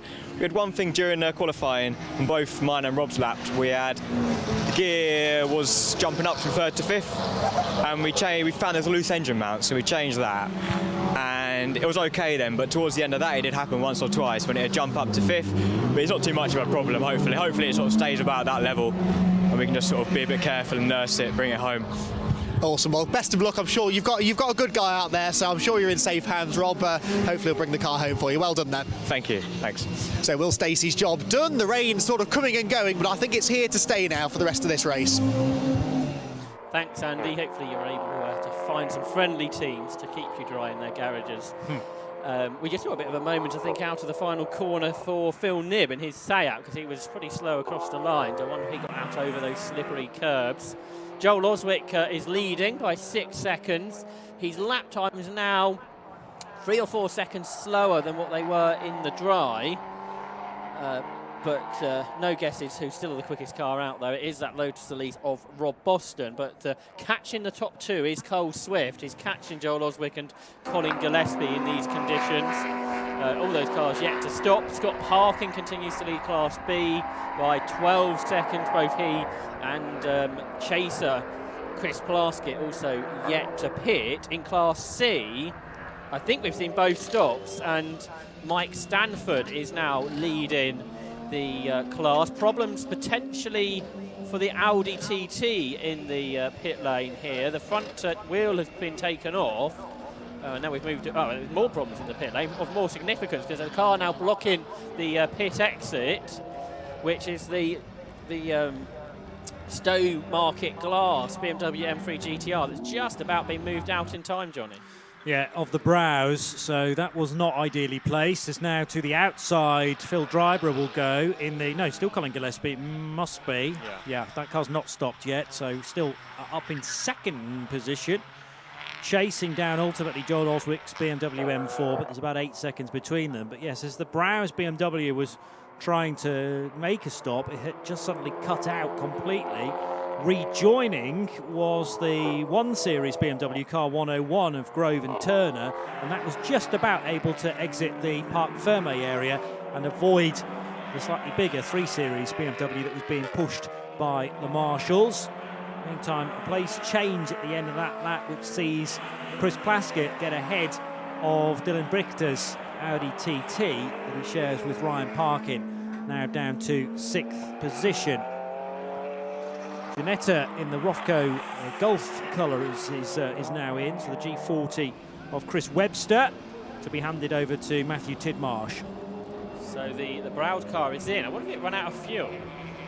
Might be as simple as that, mightn't it? Yeah, good shout. And into the pit lane has come the 20 car. I'm told this has been black flagged, the Vitius Hyperius car. I believe for driving standards. I've seen the car off the circuit a few times. And that car has been brought in, perhaps to check, make sure it's not a car problem that's caused the car to go off on a few occasions. Because we thought that car was damaged, didn't we? Which caused one of the safety car periods. But now that car in the pit lane by order of the officials. Here's Cole Swift, who continues to catch Colin Gillespie. The gap now there just a couple of seconds. He was a second faster on the last lap. He's going to put a lap on Alan James in this Audi RS3, which I think the RS3, Johnny, a really good looking car, and good to see. We had a couple out at Croft. We've got this one that Alan James, you can see there, out in that Stockford Anderson liveried car that's being run by Team Dynamics. I remember the early development of that car, which was done in part by James Kay, who was working basically with a factory team to get a good TCR setup. And it was James who initially took it to places like Dubai to do much, much longer races than really what TCRs are designed to do. But they stand up to the test. I mean, they're so well built, according to the sprint race regulations of TCR, that you can comfortably do a 12-hour and sometimes a 24-hour race in that TCR category. They're attempting 2 hours today, though. So we saw pit stops earlier, didn't we, for the Ginetta of Alec Livesley and the Seat Cupra of Mark Grice. Adam Bessel has come out in front of now Will Beach by about 17 seconds. And that will be because of the success penalty from Croft for the Gryson Beach team, who finished second. So they had a 20, there they are now, they had a 20-second longer pit stop, and that has dropped them, therefore, behind Adam Bessel, because they're 17 seconds behind. So without the success penalty, that would be the other way around, and that is another new regulation, which I think came in for last year, the success penalty. But it just means you have to work that little bit harder if you've done well in the previous race. Audi TCR being caught now by the 27 Seat Cupra that was started by Mark Grice, and Will Beach now is right on the tail of the only Audi TCR car in the entry. So the Stockford and now Alan James driven car after the driver change there. So there's the Dayglow yellow and black Cupra, with Audi right with it for company heading through Siemens. Yellow flags being waved up at Rocket, I noticed. Or were they blue flags, perhaps? I couldn't quite tell the colour, but in these longer races we will see quite a lot of blue flags as traffic needing to be aware that quicker cars wanting to get through. I also wondered if they were yellow flags as well. That particular window is covered by water at the moment, so you can't really see out of the commentary box in that direction. Rob Boston, by the way, about 50 seconds ahead of Adam Bessel after their stops. Now the Class B leader in, and the Team Darkside team are looking at the front right corner of this car. So Scott Parkin, who won the class last time out. Now, were they just making a setup adjustment there to the suspension? Perhaps we're thinking about the rest of the race. Also into the pit lane has come Cole Swift to hand over to Rob Baker. Carrying all sorts of sponsorship, I noticed, including Bill Stein. So that's harking back to its German heritage of the VW Golf. Some rather weather-worn treaded tyres there. Still a fair bit of life in them, though, in fairness. That's a tyre that will have come off the car, I think, as they are trying to refuel it as quickly as possible. Well, not as quickly as possible, but within the time limit, so as not to stretch over the 3-minute pit stop minimum time frame. Over the line will go the number 6 Audi. That car having dropped down the order now that Ryan Parkin has taken charge of that. Joel Oswick leading the way on 41 laps. Yeah, I thought they were doing some work on that Audi TT during the stop, so I think they probably were. It was a longer stop, so they've fallen behind Handley and Phil Nibb as well, I think, during the course of that. There's the other Darkside car, the Class B lead-in machine, or they were, before that stop. So whatever they were doing to the right corner seems to be done. There's Rob Boston.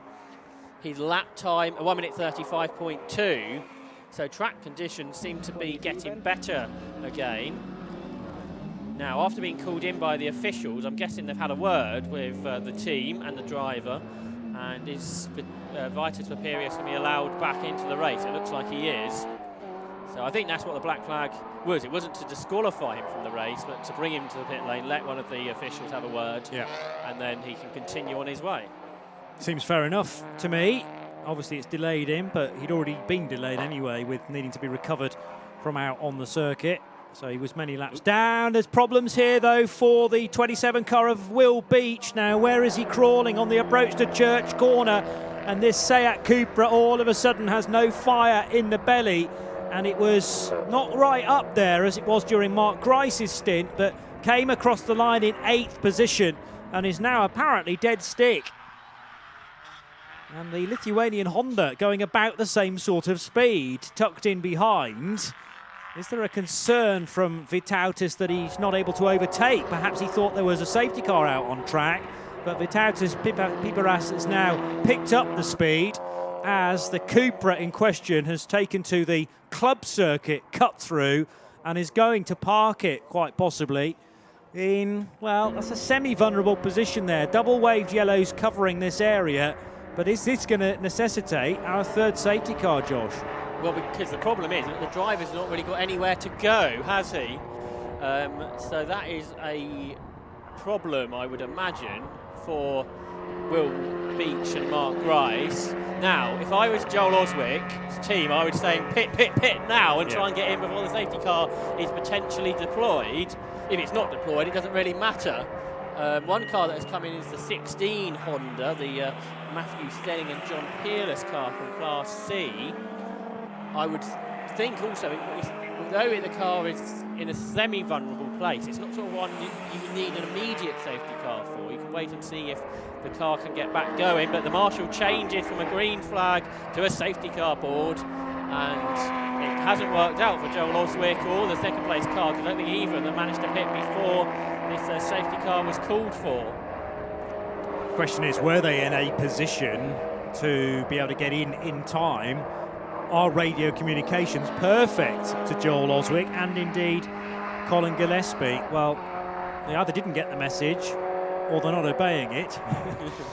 Saying, no, I'm in a real good run of form here, I don't want to interrupt this. Well, the good thing is that's not going to be a long recovery, because the car can roll. It's not as if it's being crashed. So 15 minutes to go, we're at 40 minutes to go. They've still got 25 minutes to play with here.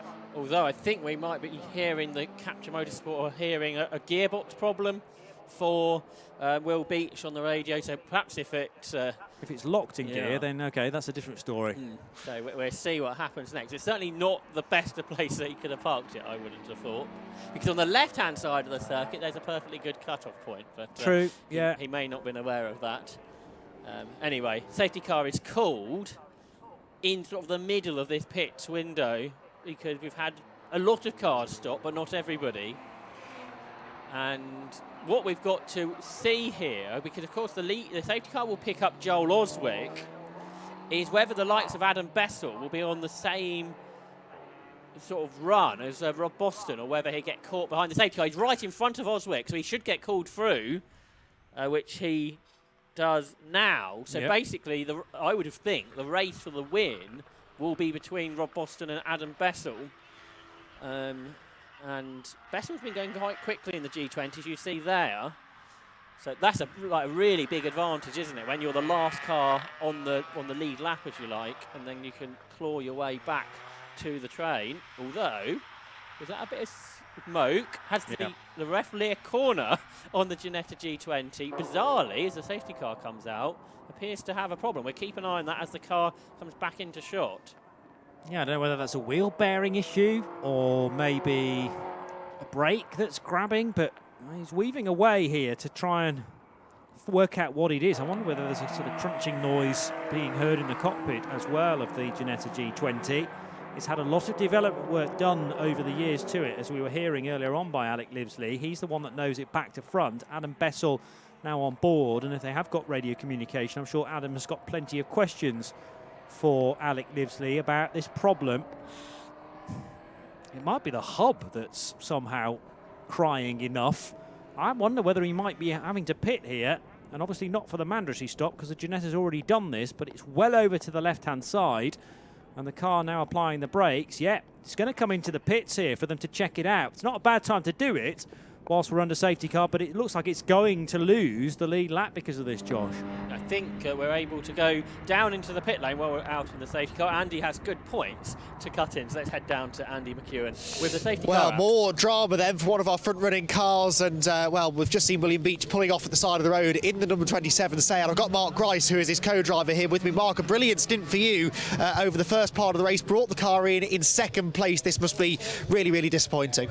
Yes, it is. The car felt good, and we had a couple of safety cars which helped because it just let me cool the tyres back down. It's really hard round Anglesey on tyres, so that really helped, and I managed to get the Ginetta on the restart of the first safety car, and I just got my head down. I could see the BMW catching me of the number 2, and I just thought I'll just keep my head down. Then he sort of caught me a bit more, and then the rain started coming. I thought this is the time to pit now, why people are slowing a little bit under the rain. And then Will's gone out and he's done a few laps and he's complained about a noise on the gearbox, and then he's come to a standstill. That's so unfortunate. These cars usually pretty bulletproof, designed to do endurance racing, of course, but you can at least take some solace from the fact that you know, the car had pace whilst it lasted. Yeah, we have pace. We had pace at the last round at Croft as well, so that is really good. It's just Will be very disappointed. He's not managed to get much time in his car, so I've got the stint in it. So hopefully we can just take what we can from the meeting and go from there. And it looked like you enjoyed yourself. You were right in the thick of the battling, weren't you there? A very lively first lap, it seemed. Yes, it was. Yeah, it was just a matter of keeping out of trouble. We'd had that rain in the assembly area ready to go onto the track, so we didn't know how greasy it was be. But then we got a double green flag lap to warm the tyres up, so I knew I could push a little bit. I had a little bit of contact with the Ginetta, just tapped me into turn 2, and he got back past me because I'd already passed him, and then I followed him for a while until the safety car, like I said earlier. Well, it was really good fun watching you out there whilst it lasted. Really unfortunate the way it's ended, but better luck next time. No worries, thank you very much. So Mark Grice then out of the race, our third safety car of the day, and still some teams who haven't yet made their mandatory stop, and this was not good timing for them.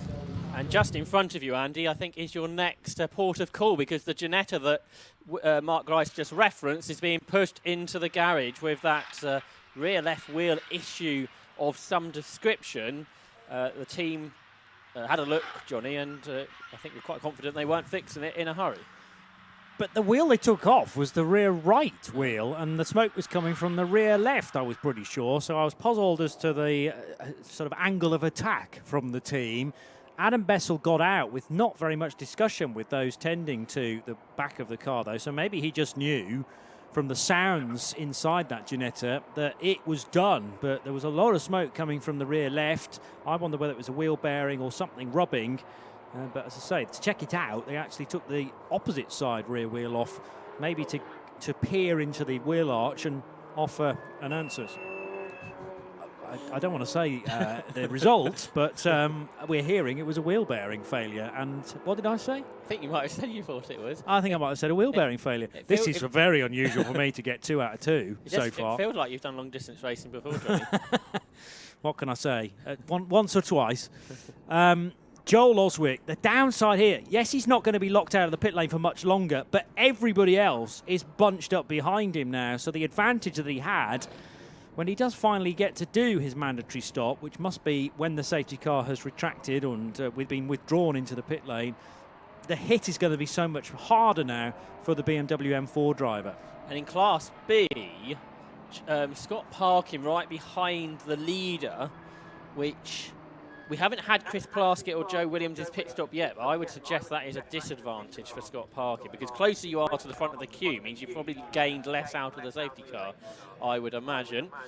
You can see that the broken parts of the Ginetta are somewhere around that shot, and this shot shows more rain falling over Anglesey circuit at the moment, with the safety car yet to come in.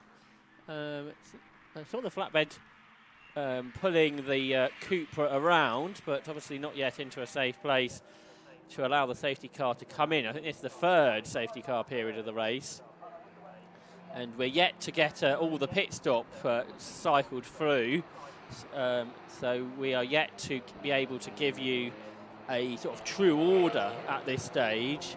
But out of the stoppers, Rob Boston is a full lap clear of Rob Baker now. And then Baker has Luke Handley, Phil Knibb, Ryan Parkin all behind. So that's a battle that could be for a significant position as this race plays out. A potential overall podium, I would imagine, there. So hopefully, Johnny, it'll be at the end of this lap we can get the safety car into the pit lane. Yeah, track is clear, as we know, so happy to go racing again, should the officials be, we think. And in a moment or two, generally the message is sent to the safety car team at the end of the long straight into hairpin to say, right, you can extinguish your lights now. That gives everyone, well, as many people as possible, a clear line of sight of the safety car roof, and that the lights are no longer flashing down the Tom Price straight. Also, it's an intriguing start from Will Stacey early on in this race, wasn't it, where he properly backed up the field heading into hairpin. Wonder what sort of approach Joel Oswick will take. Will he follow the safety car into the pit lane? I would give it a lap, because you want to be trying to get into the pit road as quick as possible. And well, the safety car's not necessarily trying to do that. It's looking to enter the pit lane as safely as possible. So you might want to make sure that the pit lane entry is fully open before Joel Oswick goes in. He's got still 16 or 17 minutes to make his stop, although he's well over to the left. So actually, I reckon the Phil Dryber-driven car will be, or is that still Colin Gillespie? Yeah, that's it's still also, Colin, isn't it? yeah. So, but it's the VW Golf from the dark side team that will head across the line, not as our race leader, because both of those cars in question will follow the safety car in. So these are the two remaining stops being received. Then Colin Gillespie in the Seat Cupra and the BMW of Joel Oswick. I wonder if the concern is if something happens on this restart and they haven't pitted, you might get close to the point where the pit lane will close in about 15 minutes' time. So both of those cars, and Chris Plaskett, who is another of the cars yet to pit, has come in. I think the only one left is Joe Williams, who, not unless he is below our commentary box, I think is into the pits. Not very much fuel needed in that BMW M4 to get it to the end. The mechanic has now got into the car, I believe that is.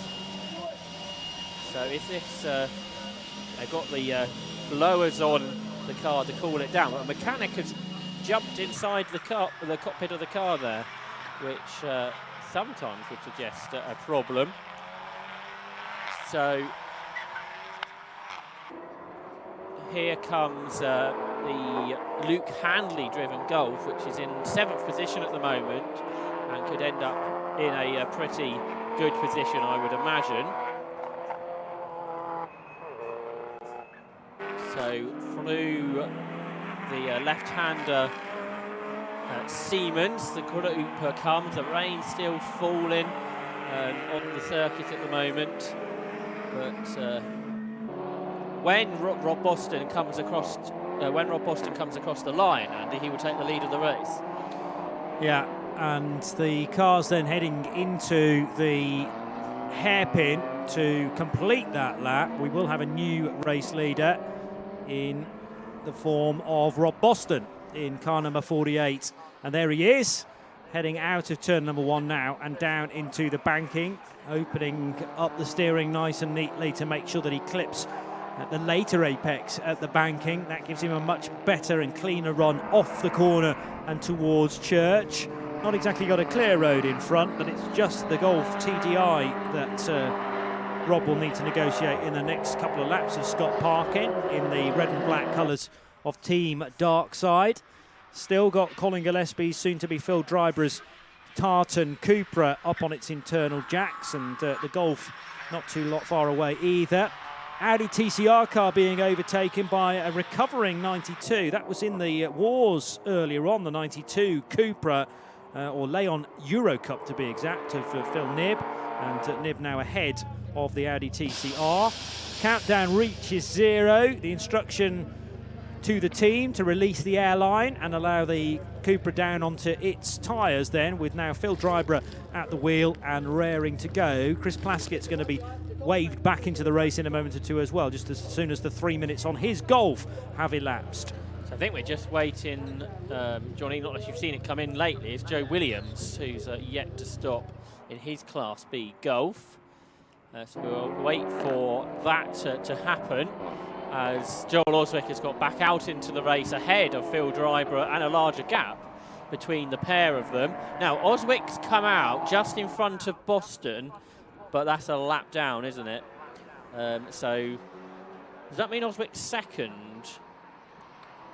Quite possibly. Well, he's certainly ahead of Phil Dryborough and Chris Plaskett, but it depends, as you say, where the Baker and Swift VW Golf is, because Joe Williams is still running in 5th position, and I certainly haven't seen that Golf come down pit lane. Yes, we'll have to wait to the next lap and we'll get a better idea how the Class A order is looking, as the conditions are possibly a little bit bleaker. There's Williams coming into pit lane now, so he was officially second. 30 seconds adrift of this car, the Lotus Elise, and the next car over the line. Is it going to be the Rob Baker-driven VW Golf, or is it perhaps more likely Joel Oswick's BMW M4? Yeah, so I think we could have a good battle for what will become second. There's Oswick, and then Baker's just behind, with the Class B car that's a lap back of Scott Parkin between them. But I would suggest this is going to become the battle of a second in the race between Joel Oswick and Rob Baker. There's our finals pit stopper of the day. That's Joe Williams, the 34-year-old from Herefordshire, who only started racing last year, and here be looking for a good result within Class B. And that's another class that we've just got to wait for these pit stops to fully cycle out to be able to give you the race leader. I think potentially some other long distance races might be more simple to follow than this one has been, but with the massive safety cars and the variation in pit stops has added complex. But across the line, Oswick is 4 tenths ahead of Swift, so that will be, or Baker now, so that's the battle for second. The best part of a lap behind this car, which is Rob Boston, who has completed 49 laps. Actually, he's lapped them there side by side for second. Going into Church Corner, Rob Baker's on the inside of Joel Oswick. They are wheel to wheel as they come out of the corner. You can see them now with the BMW on the left-hand side of the circuit. On the right-hand side of the circuit is Rob Baker. They may be a lap behind the leader, but this is the battle for second place in reality between these two cars. And it's a great battle indeed, Johnny. I also really like the complicated strategic races. I don't know whether it's some sort of masochistic tendency that I have, but yeah, side by side again, and that will be third position for a charging Rob Baker up the inside of Joel Oswick. We know the BMW is strong off the slower corners, but just didn't have the pace through the rear wheels coming out of Rocket and into Peel that time around. Endurance racing is complicated in its very nature, but then when you add weather and you add 3 safety cars and the fact you can't pit during those cautions, you really do have to have your wits about you, but keeps the brain ticking over, doesn't it? Windscreen wipers hard on though now. This is the wettest part of the circuit again, down at Hairpin, Josh. Just behind them is Phil Dryborough as well. Now out in that Sayat, the former British GT racer. He's also raced in IMSA and the Spa 24 Hours. So he's a very experienced driver, Phil Dryborough, but nowadays concentrating on racing with the 750 Motor Club in Club Enduro. And I just wonder if the BMW is sliding around on the more greasy track surface and whether that is bringing the front-wheel drive cars into a better place heading into the final stages of the race, Johnny. Perhaps so. Something that everyone will need to stay on top of, and they'll be keeping an eye as well on various weather apps that are probably contradicting one another, actually. As some I've seen suggest the rain is going to ease off, but I favour Andy McEwen's attitude that it's probably stuck in now for the next 25 minutes, which covers the rest of this race distance. Good run for Phil Dryborough on Joel Oswick's BMW heading through School Corner, but we know the BMW is very good on its brakes. However, in these wet conditions, perhaps less so, because the slightly more nimble TCR is up the inside now. The BMW that can't quite get the rotation that it was enjoying during the dry conditions, now into Peel, and there's a nose ahead for the Cupra. Joel Oswick doesn't want to turn in on Phil Dryborough. The outside route through Peel was actually more beneficial for the BMW, and now Joel places the car perfectly right in the middle of the road, preventing Phil Dryborough from pulling alongside. That's what I've been waiting for all weekend. One of those bollards to be plucked out from the apex of Siemens, and it's finally happened.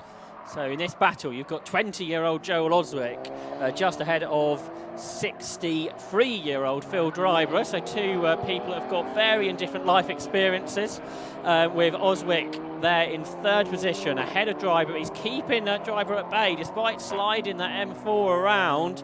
And he turns his way up across the start and finish line to complete what is lap number 50 in this battle for third place.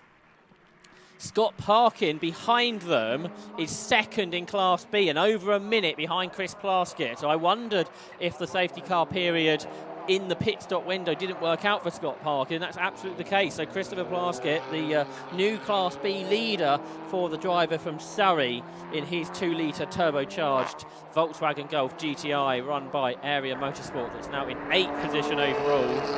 And then in third position in Class B, I think he's going the way of Joe Williams. Yes, he's across the line now in third, just ahead of Matthew Tidmarsh in his Ginetta G40. So that's how the top four in Class B stands. In Class C, it is Mike Stanford who leads in David Lawrence's Honda Civic, ahead of John Peerless in Matthew Stenning's car. And then in Class A, the overall leader is Rob Boston by a lap. As a big spin into the pit wall. Yes, only a very small contact into the pit wall. I think, in the end, for Edward Christie and his BMW. You can see there the car, which hopefully, I think, didn't make as much contact as it may have done. But if that car can get back going, this race may be heading into yet another yellow flag period, but we shall wait and see. His mirror, okay, is what has cut. I think that's all that he's hit, isn't it? The mirror, Maybe. which has now ended up in the middle of the circuit. But for Edward Christie, I think otherwise, that car, luckily there's a bit of tyre wall, isn't there, between the concrete wall and the grass. He's got the car restarted. You could tell that from the Alpha Live camera down on the scene. I was a bit worried because I thought I heard a massive thud, but I think that was actually the car on the ripple strip losing traction coming out of that final corner and up on the curb. Naturally, that's going to create a vibration, and it had done most of its spinning before it made contact, brief contact, with the tyre wall. The safety car lights are illuminated at the end of pit road, so it's raring to go, but it's not quite getting... Oh no, the boards are now out, so safety car boards and flags all the way around the circuit, and that is to retrieve the stricken BMW. The problem with its positioning is that it's facing the wrong way, and it's very difficult from there to do a safe U-turn after a blind bend. Yeah, that's right. So 20 minutes on the clock. So Rob Boston will be pleased that he managed to pull out that full lap advantage over Cole Swift. Otherwise, that would have closed the pack down. What I was trying to do is give out the Class A in overall order before that drama happened. So it is number 48, Rob Boston, leading the Lotus Elite. In second is car number 1, which is Rob Baker's Volkswagen Golf. In third position is car number 2, which is Joel Oswick's BMW M4. Then in fourth position is Phil Driver's Seat Cupra. Then in fifth position is Philip Nibbs' Seat Leon Eurocup machine. In sixth is number 51, Luke Handley's Volkswagen Golf. In seventh position is number 6, which is Ryan Parkin's Audi TT TDI. And second through seventh, all Class A cars are on the same lap. So that is going to be a battle once this race gets restarted. Then the Class B leader is in 8th position, which is Chris Plaskett's Volkswagen Golf GTI, ahead of the TDI of Scott Parkin, who's in 9th. And then in 10th position overall is Alan James in the Audi RS3. The safety car has picked up the leader now. As I was suggesting, the rain is coming down further, increasingly coming towards the end of the race. It's getting more wet, it's getting more misty as well, as that mist worked its way off the Irish Sea and straight onto this Anglesey circuit. The international configuration this weekend, but this place certainly no stranger to the odd bit of weather. I've done a few races of remembrance over the years, held in November, and that can be rather rain affected throughout as well, running 2 parts often.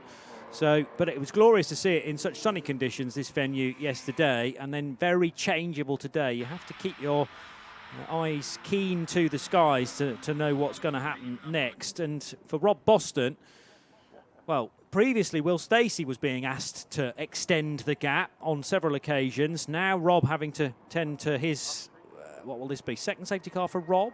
Or first, perhaps? I think for him, yeah, because the other 2 were early, weren't they? Yeah, well, we've had, well, this was the 4th. Oh, yeah, now, I forgot about the one in the middle, yeah. Yeah, so I'm just trying to remember whether during the 3rd one, whether Rob had taken charge of the Lotus. I think he just about had, yeah.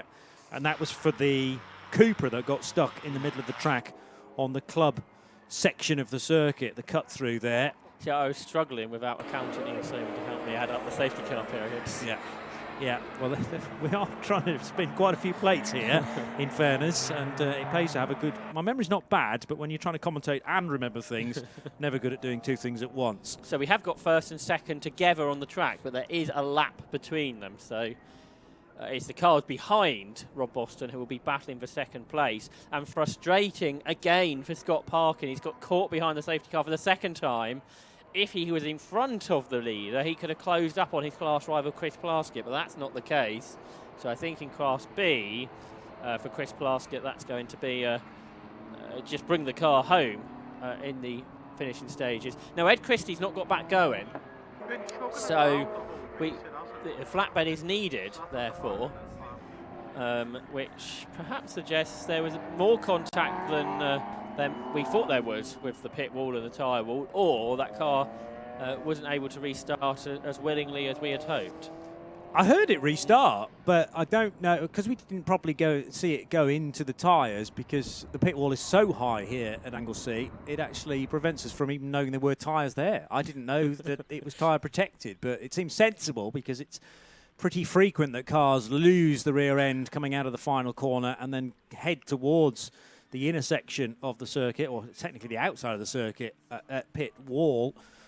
But yeah, there's obviously concern, at least for Edward Christie's car, and it being recovered safely. But the flatbed's arrived on scene. It's one of those snazzy flatbeds whereby the flatbed itself doesn't quite detach, but it is able to drop to 45 degrees and makes inching this bright orange BMW up onto the flatbed much, much easier.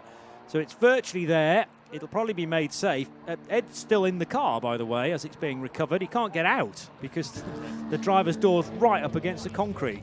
As you can see now, there is some damage, isn't there? I don't know if we can get that shot back that we just had a moment ago. If you look at the front of the car, if we can move forwards a little bit and down, there's a bit of damage, isn't there? So the car did just clip the tyre wall. Hopefully not too bad, but a bit of bodywork damage at the very least. Engine is running, though. Just maybe didn't want to do any more damage to it before it is checked. Rear-wheel drive, it being a BMW E36 M3, but might have buckled a steering arm potentially, although it looked like a very light graze indeed. Anyway, see Andy McEwen is surveying the damage, so if he wants to begin a mechanic's garage, he's starting today. Yes, he's probably writing down a quote to get it fixed right now. Actually, notepad in hand, and Edward Christie is not particularly enjoying this ride because he wants to be going forwards at a high rate of knots rather than being gently eased onto a flatbed. There's nothing to say that well, once they've checked the BMW, I suppose it could rejoin for a bit of testing mileage, or he might just decide to scratch today because the weather conditions aren't ideal anyway, and you don't want to risk another off. No, that's right. So hopefully we're going to get a few more racing laps in. There's 14 minutes on the clock. And I think we're down to something like 18 runners. The two Class C leaders are together on the track but separated by 3 laps, I think. So for Mike Stanford and David Lawrence, they're looking to be in a good position. Class B looks pretty settled with that best part of the lap lead for Chris Glaskett. So it's all about, and again in Class A, it's a full lap lead as well. So it's all about the second place in the race on this restart and whether Rob Baker can keep Joel Oswick behind. And then for Oswick, he's got all those front-wheel drive cars behind him who will be looking to chase over the remaining laps that we have in this motor race for round 2 of the TEGIWA Club Enduro Championship. And a reminder of how the season continues. So if you're at home and would like to get involved in the Club Enduro Championship, do check out the 750 Motor Club website. All the details are there. But the next round of the championship will be at Spa. Actually, I think the next round's at Alton Park. For some reason, I didn't write that down. So that's good preparation. Alton Park is the next round because I've been told there's lots of entries. Then they go to Spa in July, Snetterton in August, Donington Park in September, and then Silverstone on the Grand Prix circuit the day after the Burkitt Relay in October. So a month per event for Club Enduro. And this year 2 hours, the longest distance. But at Spa, it's a double header, or it's 2 races that then get combined, sort of Creventic style, where you have one race, I think it's on the Friday, and then one race on the Saturday, 100 minutes each. And it's like the safety car comes out in the middle. So do they wave the checker at the end of the first part and then effectively form the grid from the result of the first bit of the race? Lap gaps, I think, have stayed the same, and Joel Oswick stops. No! What's happened there? Well, I did talk about heat soak earlier on and the fact that cars do not like to circulate at slow speed. The car that was in 3rd position has pulled off the road on the exit of the banking and is thankfully in a relatively safe position for everyone else to overtake it. But Joel Oswick's BMW, that has been a real star of this race to this point, would appear that it's going to go no further unless he can do some sort of reset on it. He's just turned the engine off, I think, or certainly taken his foot off the brake. Quick chat with the marshals. Their indication was, I think, straight tow or not going any further. Further conversation being had. There was head in hands from one of the guys on the German Auto Works headset, and now a big shake of the head. So I think whatever Joel is telling the team would suggest bad news. Well, the car stopping suggests bad news, really. But some of the team now are all heading back to their garage, aren't they? So they are expecting the BMW M4 that was running so well in only its second race to be heading towards the pit lane. And this is going to extend the safety car period. Exactly. So it's not only... At least we don't get a fifth one. True. At least, well, it's not only horrendous news for Joel, but also for us because it's denying us more green flag racing. The benefit of it happening still within this safety car is that we didn't get back to racing for, say, a lap, and then have to throw the safety car out again to try and pick up the race leader, and that really would have been a significant further delay. Might have even meant that the race ended under safety car. Flatbed, another flatbed, has been sourced, thankfully, so not the one that was tending to the BMW E36 M3 of Edward Christie, but instead a secondary one, and hopefully this again can be a relatively quick recovery. We might only have about 5 minutes of racing, though, by the end of all this. Yeah, if that. Not an ideal race for the Club Enduro Championship. This pause is a good time to say we'll be back next week on Alpha Live, which I think is going to be announced officially later. So we can give you breaking news on Alpha Live that we will be back with 750 Motor Club Racing next weekend at Brands Hatch. And if I thought through this announcement better, I could have told you what's at Brands Hatch next week, which I shall do in just a moment's time. You have an interesting approach to note-taking, I have to say, Josh, because sometimes your notes aren't even right, and you have to remember that they're not, don't enlist all of the tracks we're going to be going to later on in the year. And this time, So you do have the categories in front of you now at Brands. I just thought if I thought through that announcement better. All in the preparation, as I find. Don't do any. So next weekend, we're on the Indy circuit. 4, 2, 4, 6, 8, 10, 13, 15, 16, 17, 18, 19, 20 races for the 750 Motor Club. We've got a double header for the BMW 116 Sprint and the 120 Coupe Cup, which is a new series for this year, which was won by Steve Soper a couple of weeks ago at Silverstone. So it's already enticing interesting names out. Matt Neal was also out that weekend, as was Tim Harvey, who hopefully didn't exceed track limits at any point. Also racing next weekend is the Hot Hatch Championship, a full grid of hatchback cars, the Type R Trophy for Honda Civics, Classic Stock Hatch has a double header as well. So it's this weekend a bit of a saloon car, a sports car feel, and sports car feel to a saloon car feel to next week. Dramas though during the announcement, Johnny. Yeah, because the towing strop, I'm never quite sure what it is, it's a strop I think, has snapped. So as the flatbed started to pull the Joel Oswick BMW away, whether something's locked on the BMW, which might explain its failure and preventing it from going any further in the race, it's saying, no, I'm happy here on the grass. I don't want to go back to the paddock, and they're going to have to rethink that again. Hopefully it's not split the strop completely in half and it's just come away from the towing eye. No, I think a bit of the strop is still attached to the BMW, so a new one is going to have to be sourced, or they're just going to flip the flatbed down to ground level and pick the Beamer up that way. Unfortunately, this is eating into the time yet further. What were you saying about avoiding the race being finished under safety car? Yeah, well, I've been trying to avoid commentators' curses all weekend, but hit several of them right on the head, unfortunately, over the last couple of days. Had you completed the lineup for Brand? No, Sorry to leap over you there. Hopefully somebody else doesn't have a drama during the course of this. So yeah, we said Classic Stock Hatch Clios, F1000, Jedi single-seaters, also Formula V, 116 trophy for the endurance race, which I'm told has a huge entry, a capacity entry with many, many reserves. So we look forward to that. 750 Formula as well, and Toyota MR2s. And you'll be pleased to know that Ian will be back for that, so he can have very much well-prepared notes and announcements next week, because I'm sure he will do. He's just that way inclined, isn't he? Being an accountant and all. Likes to have everything in order, and quite right too. Unfortunately, this race has been far from in order because it's been so difficult to read from our perspective, from a spectator's viewpoint, but also if you're trying to work out the best strategic approach to this race, then that probably went out of the window at the first safety car. Remember, inside the first 25 minutes, we'd had 3 of them, I think. They came thick and fast.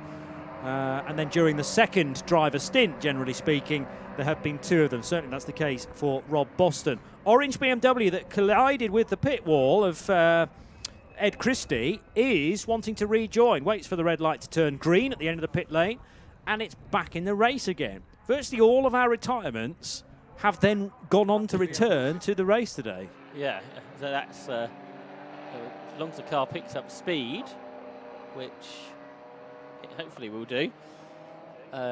We will see some more of Ed Christie during the course of this race. And hopefully we see some more racing. Because, that's what we've come to Anglesey for. And with a bit of luck, we will get that over the course of at least one racing lap. Although I'm starting to doubt that.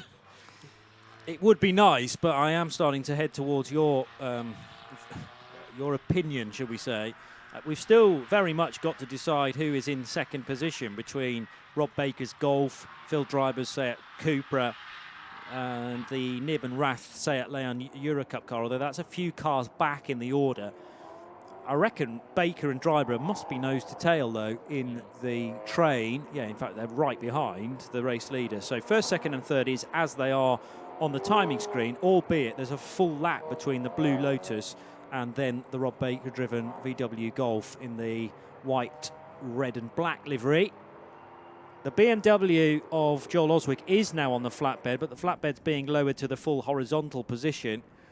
So that's going to get going in the next, I'd say, 30 seconds. You wouldn't be able to restart, and in fact the lights would need to go out right now. So it's going to be one more lap behind the safety car, but we shouldn't need any more. What lap times are they doing? About 3 minutes. I think we will get one racing lap to finish things off. And like you say, there is a second position battle to settle the overall podium for sure. So that is where eyes will go towards, I would think, over that potential one racing lap. And the BMW's got to be tied yet to the flatbed, hasn't it? So Johnny's optimism is hopeful for this one racing lap. Well, the hurry up is being given to the flatbed recovery guys because they're happy now with that BMW being secure. And as long as it gets going, I mean, these flatbeds do not hang around when they're being driven by some of the people here at Anglesey this weekend. They're probably wannabe racing drivers. So let's see whether the safety car and the flatbed can have a bit of a race that the flatbed must win in order to leave the track clear. The McGann needs to go as slow as possible, but it's giving little choice but to overtake it. That might decide it, folks. Depending on whether is there a cut-through maybe that the flatbed can park over by the rescue units, maybe at school? Well, they can take the cut-through to the pit lane, I guess. That's another great option, yeah. That really is, I mean, you know, I'm grabbing here at very short straws indeed, but that's possibly the only way that we can force one racing lap out of this 120-minute affair. Thank you for sticking with this, folks, whether you're either here at Anglesey in person or watching on the Alpha live stream. We were promising you an entertaining finish to this, but unfortunately, with the recovery going somewhat south of Joel Oswick's BMW, that's rather prevented us from kicking on and providing a good scrap for second and third positions. Well, the flatbed is moving now, which is a positive moment in the last 20 minutes. And the pack is up at the top of the circuit. This is where it's a good job we're on the international circuit, where we've got a bit more time to play with before the safety car is back with us. So hopefully this flatbed truck will now turn right through the club circuit, which I'm not sure if that's used at all at Anglesey, but it's not being used by the flatbed truck either at this stage. There's another option to turn right, and it's going to take that. So that is that's always the bit of the circuit I forget, but there's a shorter version that uses the hairpin, isn't there? That might be the school circuit. Possibly. I might have created a name there entirely of my own back, which I'll take responsibility for.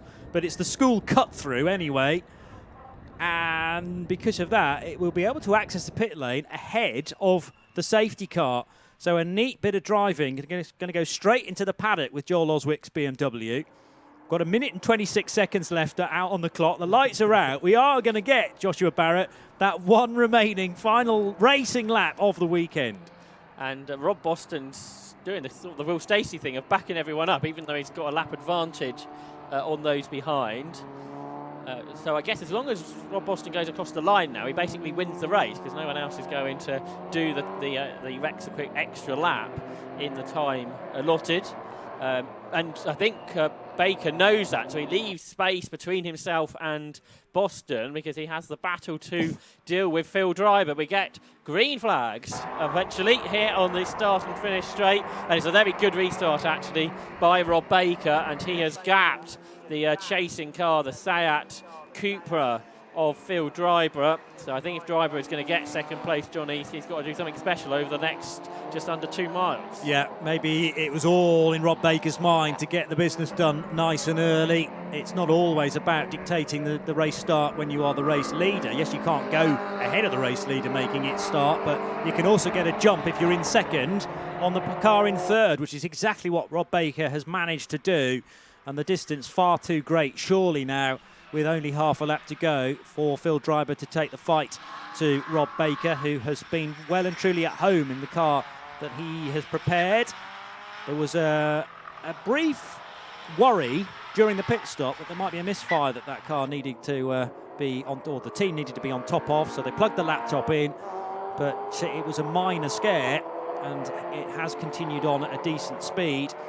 Best lap of the race for the Golf in second position is a 1:37.4, but that's nowhere near the ballpark that the Lotus has been in. 1:32.7 is still the best lap of the race. Further behind, you've got the Nib and Rath Seat Leon Euro Cup car, number 92, that we caught a glimpse of a couple of moments ago. That's running in fourth, ahead of Luke Handley's VW Golf in fifth. And then the Ryan Parkin Dylan Brichter Audi TT, looking like it's going to finish in sixth place, Josh. There's going to be 2 wins out of 2 for the Rob Boston race in Lotus Elise. Will Stacey drove solo at Croft. Rob Boston has helped him to take the victory at Anglesey by a full lap. A dominant performance by Will Stacey and Rob Boston. Second went the way of Rob Baker and Cole Swift, with in third position Colin Gillespie and Phil Driver just holding off the attentions of a charging Phil Nib on that last lap, who got within 0.6 of a second of the car ahead. And then, as Johnny suggested, it was Ryan Parkin and Luke Handley behind. Across the line, celebrating the Class C victory there, was Mike Sanford, who helped David Lawrence to victory with Ila Krylov absent this weekend. And already across the line to take the Class B victory is Chris Plaskett, and he is the first different winner we've had between Croft and here at Anglesey. I don't know where that place change happened for Ryan Parkin, but he got ahead of Luke Handley on the final lap. Handley had been leading with a lap to go, so there was at least one overtake there. Audi TT ahead of VW Golf. Good spot, Johnny, thanks for that. So let's have a look if we can guide our way through the final results of the weekend here at Anglesey. A win for Will Stacey and Rob Boston in their Lotus Elise by a lap over Rob Baker and Cole Swift. Third went the way of Colin Gillespie and Phil Driver, and Phil Nib and Andrew Raff took fourth. Fifth for Ryan Parkin and Dylan Brichter, gaining that place on the last lap ahead of Luke Handley. Class B and 7th overall went the way of Christopher Plaskett ahead of Scott Parkin. 9th overall for Matthew Stockford and Alan James, and Joe Williams in 10th. He is on the podium in Class B. 11th for Matthew Tidmarsh and Chris Webster. 12th for Michael Downey. 13th for Class C winners David Lawrence and Mike Sanford. 14th went to Paul and Luke Browse. In 15th position was Joel Oswick, who had pulled off at the end. 16th, second in Class C for John Peerless and Matthew Stenning. 17th for Nick Grove and Carlo Turner. 18th for Amy Riley and Magdalena King. In 19th, Edward Christie. 20th, I think still to be classified a finisher because you only need to complete 50% of the race, for Alec Livesley and Adam Bessel, who finished in the garage, as did Mark Rice and Will Beach. Despite a troublesome race for the 20 car of Vitus Papirius, I think that car will finish third in Class C and within 50%, so therefore classified as a finisher. And the only car non-classified not completing 50% of the race was Dan Orsano and Charlie Dart. So that completes our racing this weekend at 750 Motor Club here at Anglesey. Thanks for coming along, Johnny. It's been a good time up here in the commentary box, even if the last 20 minutes wasn't quite what we were hoping for, but some good racing throughout the weekend. Thankfully, Anglesey had banked some really good action prior to that. It's unfortunate that the rather curtailed 2-hour race is the lasting memory, I suppose. But I mean, yesterday was just a cracker from start to finish, and we had some really intense fighting as well earlier on in the day with the sprint race element of Sunday. I've loved being back, in fact, with the 750 Motor Club. I had 2 bites of the cherry last year. I'll just wait patiently by the door for my next set of tickets for the 750 Motor Club. Hopefully not too far away. We look forward to seeing you again soon, Johnny. As I badly made the announcement earlier, let's do it again. Next weekend we are back on Alpha Live at Brands Hatch on the Indy circuit for a 20 race programme which will feature BMW 116s and 120s, Hot Hatch, Type R Trophy, Classic Stock Hatch, Clios, F1000, Formula V, 750 Formula and Toyota MR2. So I look forward to a shorter journey next week to Brands Hatch to join Ian Stoneman and Marcus Pye. But the last words will go to Andy McEwen, who's down in Parc Ferme, and he's going to try and catch up with all our class winners.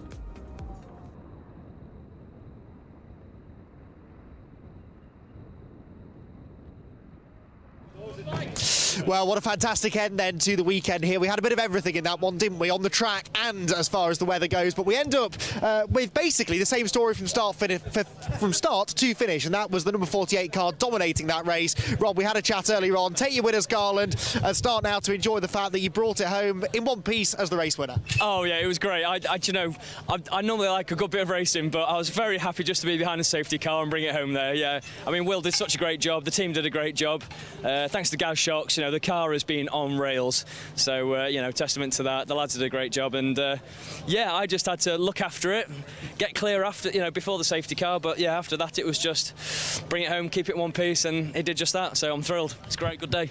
I had a chat with Will when he got out of the car, and he said that he felt he'd had the easiest stint because just as he handed over, the heavens opened. But you don't mind a bit of rain, do you? No, I didn't mind. I wasn't sure of relative pace, but the lads did a good job of keeping me up to speed of gaps and what was going on. So yeah, it felt under control just about. Congratulations. The Anglesey maestro these days, we call Rob Boston. He's had lots of success here over the years, and another race victory here today. Now, in the Class B rankings, Christopher Plaskett was the Class B winner. There he is. Christopher, congratulations. What a topsy-turvy race that was. Were you aware in the closing stages that you were in the lead of the class? I was being told, yeah. I was being told. Car was epic. They went on a wet setup, I think. I went dry. So I think it just benefited us, really, yeah. So, yeah, it was good. And I guess in that case, then, the safety cars coming out towards the end maybe played into your hands. If you've got a dry setup, that's when it was at its wettest. Yeah, definitely played into my hands, 100%. I think also we pitted just after as the safety car came back in, so they hit traffic, and I think that us when we came out the pits we could catch up, so I think that helped. I'm guessing most of the teams out there, they'll develop some sort of a pit strategy, if you like, but when you have 4 safety cars and all the changeable weather, that goes out the window, right? 100%, yeah. I mean, no one really knows. It's a new regulation this year on what the best time to pit is, but I think whether it helped us or not today, I think the pace was good in the car. The cars are epic. It was Class B, same setup as what Luke Hanley had previously, so yeah, the cars are awesome. Area know what they're doing.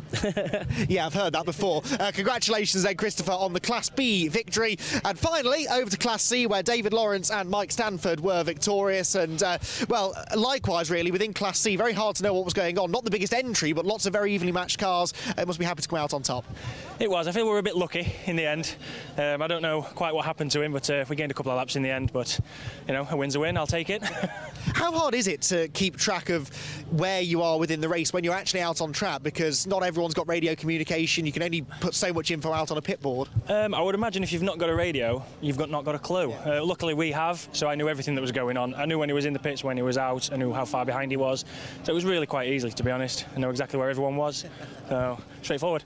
Now, the Class C car's not the most powerful out there, but even in those conditions, we saw a couple of the Civics having some wobbles out there. How tricky were the conditions? I'm lucky. The tyres we've got are fantastic in these conditions, so it wasn't that bad. I was really grateful, even though it was a couple of laps down, he still got out just behind us. So we still had a great play for the last few laps, so it was a really good fun. It's my first race, really? First endurance race, club endurance race. So, yeah. Not a bad start. You might have to stick at it now. Well, hopefully. Congratulations then. Fantastic end to a fantastic weekend here at Anglesey. As Josh has just been documenting, plenty more 750 Motor Club action coming up in the coming weeks. Do head over to their website, follow them on social media for all of the information on upcoming live streamed events and perhaps an event coming up at your local racetrack. Hopefully we'll have some slightly more favourable weather next time we bring you our live 750 Motor Club action. But for now, from Anglesey, from myself, Andy McEwen, from Johnny Palmer and from Josh Barrett up in the box and the whole Alpha Live crew, thank you very much for joining us. We'll see you next time.